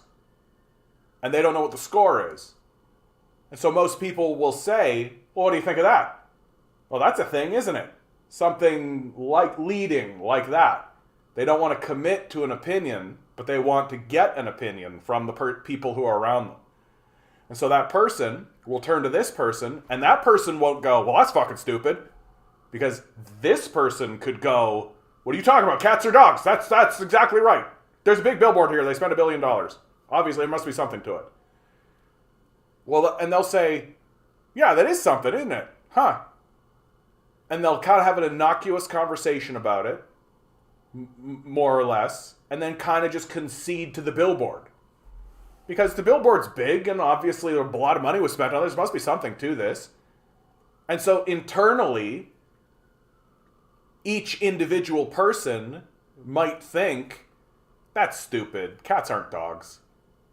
But to each other, yeah, cats are dogs. Yeah, cats are dogs, all right. Because they want to be in the in-group. And what it takes to change that dynamic is an idiot like me, basically, who doesn't really care about this in-group, out-group shit, and says, nah, bullshit, cats aren't dogs. Cats are not dogs. Fuck you. I don't care how much money they spent on that. In fact, it's disconcerting that they spent money on that. Why are they spending money on that instead of the poor and homeless? And then enough people will be like, yeah, that's a good point. You know, that's fair. Oh, well, yeah, I guess so, you know. I hadn't really thought of it that way. Yeah, I guess so. And then suddenly most people will say one of two things will happen, which is that most people will suddenly go, yeah, you're right, dude. Cats are dogs. This is stupid, right? And it'll break the spell, right? Or they'll kill that guy. Or exclude him, right? Exclude him. So because of that out-group, in-group thinking that exists, the capitalists exploit this. Yeah, people will naturally just follow us to avoid outcasting and shunning, right? And usually when there's no, like, stakes for them, right? If there's no real stakes in the conversation for them, if it's just easier to continue going with the status quo, most people will. Because that means not rocking the boat. It means no changes really happen. It means they don't need to change their own behavior. It means that they don't expect a change of behavior from their society, right? Things just kind of keep going. And so what if there's an inconsistency or some kind of incoherent thing that doesn't make any sense? It doesn't really matter. It's over there. It's on a billboard. Just don't even need to look at it. Who gives a shit, right? Like, that's the kind of thinking that they have. And it isn't until those inconsistencies actually do intersect with their lives that people begin to act in weird and interesting ways. And so the capitalist system uses this in-group, out-group thinking against the society by dividing the society into groups, or by exploiting the divisions that happen to already exist because of historical precedent and lots of other things. So let's bring it to the Jews, right? So Jews are a small group across the board, but they exist in most industries, right? So, like, if you took basically a chart of all industries, there'd be one little tiny sliver of a line that went down all of them, and that line would be Jews, right? That they are part of the society at large, right? And so when things start going wrong, when the internal contradictions of the system begin to reveal themselves, the capitalists don't want to become the out-group. They want to be the in-group and to keep everybody else on the in-group on the side of the capitalists. And so they begin a process of scapegoating. And the easiest groups to scapegoat are the smallest. And historically, that would be the Jews. Right? That if all eyes turn to the banking community as the banking community commits a bunch of fraud and steals everything and creates problems, well, the bankers are going to turn to the one Jew amongst them and say, "It's the Jews!" And then everybody rounds up the Jew because they're going to solve this problem and whip up this hysteria. And the system is screaming at them that it is the Jews, and they want to be on the in-group, and so they go along with it. Like, that's more or less how it works. That I am of the opinion that if it wasn't for this profit motive, if it wasn't for the system of capital, and if it wasn't for the capitalists owning the means of production and driving wedges in the populace, that we wouldn't have things like racism. We wouldn't see the point of it. Like, who cares? Like, who cares if on this day you wear this hat and do this chant? Who cares if you eat this or do this? Right? If anything, I think that those differences and those ethnic and those sort of things should be celebrated. That there's a wide rainbow and array of how people have organized and have come to understand themselves and the place in the universe and in the earth. And that we should be reveling in those differences. We should be reveling in those differences and seeking to understand each other and seeking to understand humanity better through those differences. Like, everyone has some kind of unique, fun, talent, and skill, and we love that. And I think that that's the same of, like, the religious differences or the ethnic kind of things, that these are all new and interesting and different ways to explain something we're all collectively experiencing.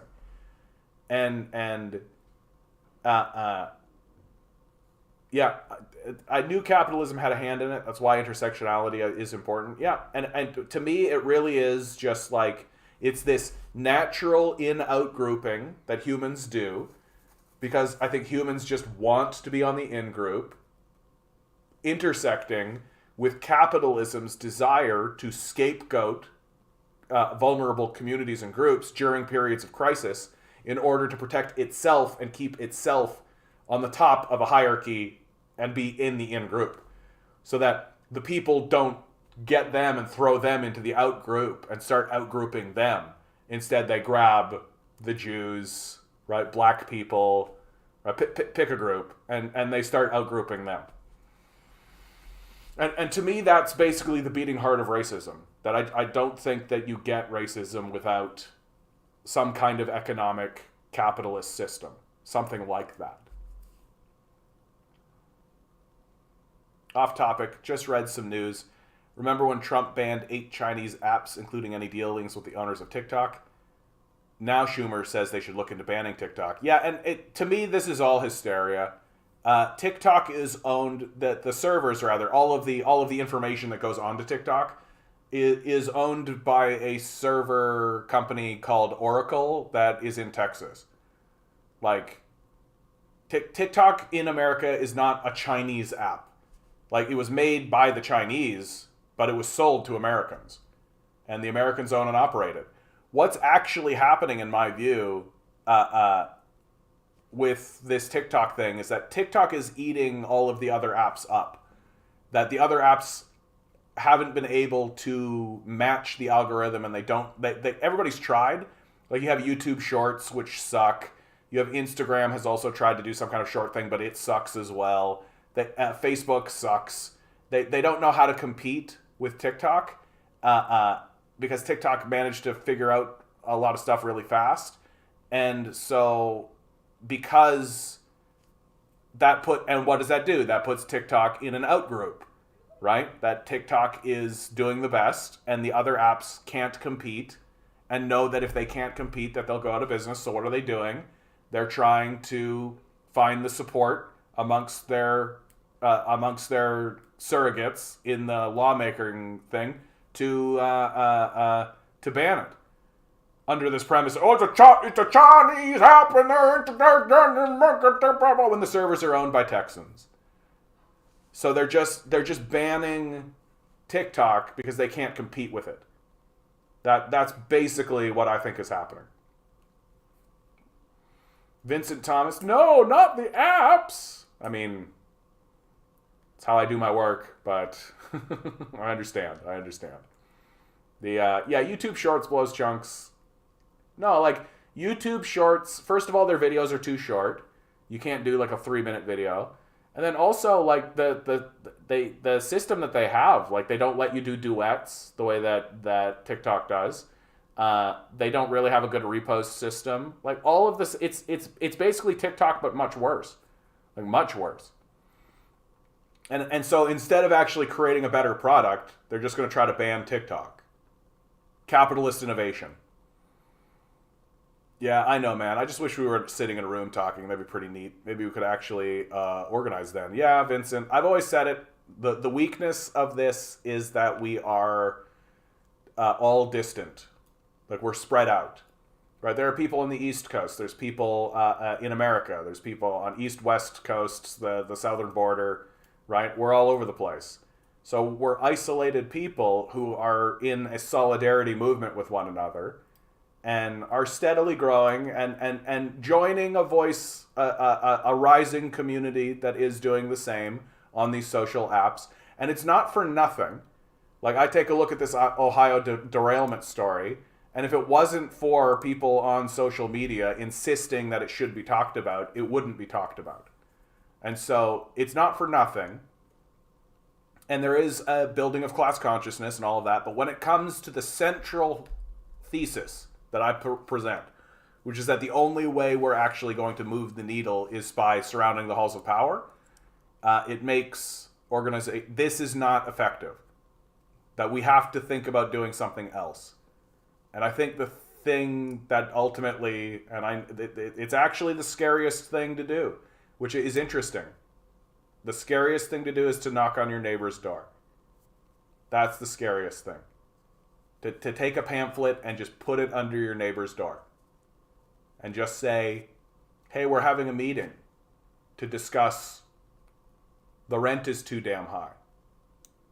Right?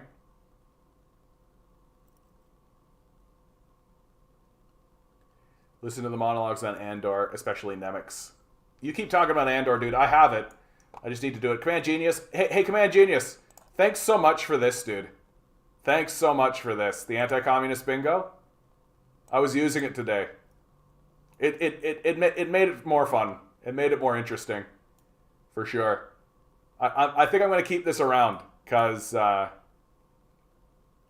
this was... I don't know what the mud pie argument is. I've never seen anybody do Cambodia was communist. I might edit this because I think there are certain things that are a bit inside baseball. Roads, taxes, fire departments are socialist. Marx was poor. I don't get that one a lot. Yeah, the market will regulate itself. There's a good one. Communism is a Jewish conspiracy. Always good. Human nature, right in the middle. Absolutely. How do we do today? Not too bad. We couldn't have got a bingo. Unless we want to consider that a free space. Economics, the argument against the labor theory of value, pointing out that mud pies that take an immense amount of labor still have little to no value. Yeah, but that's not actually what the argument of the labor theory of value actually is. Like, that's not what the labor theory... It is a free space? Okay, cool.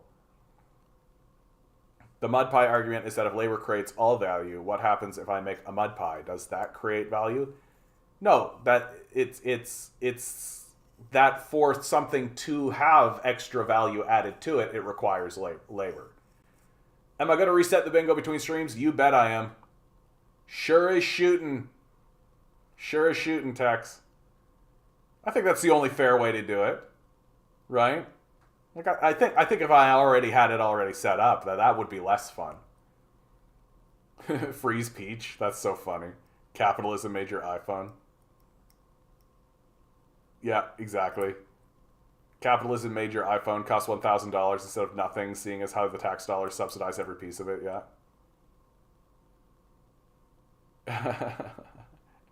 Marx explained, no, it does not. These people do not even read. Yeah. No, it's the case, dude. That is true though. Like, people don't read. What would I change in this? Nazis were leftists. That's a good one. Communism is utopian. Colonialism is beneficial to the colonized populace. That's a pretty brutal one, but I have seen it every so often. Socialists want to take all your guns. That feels more American focused.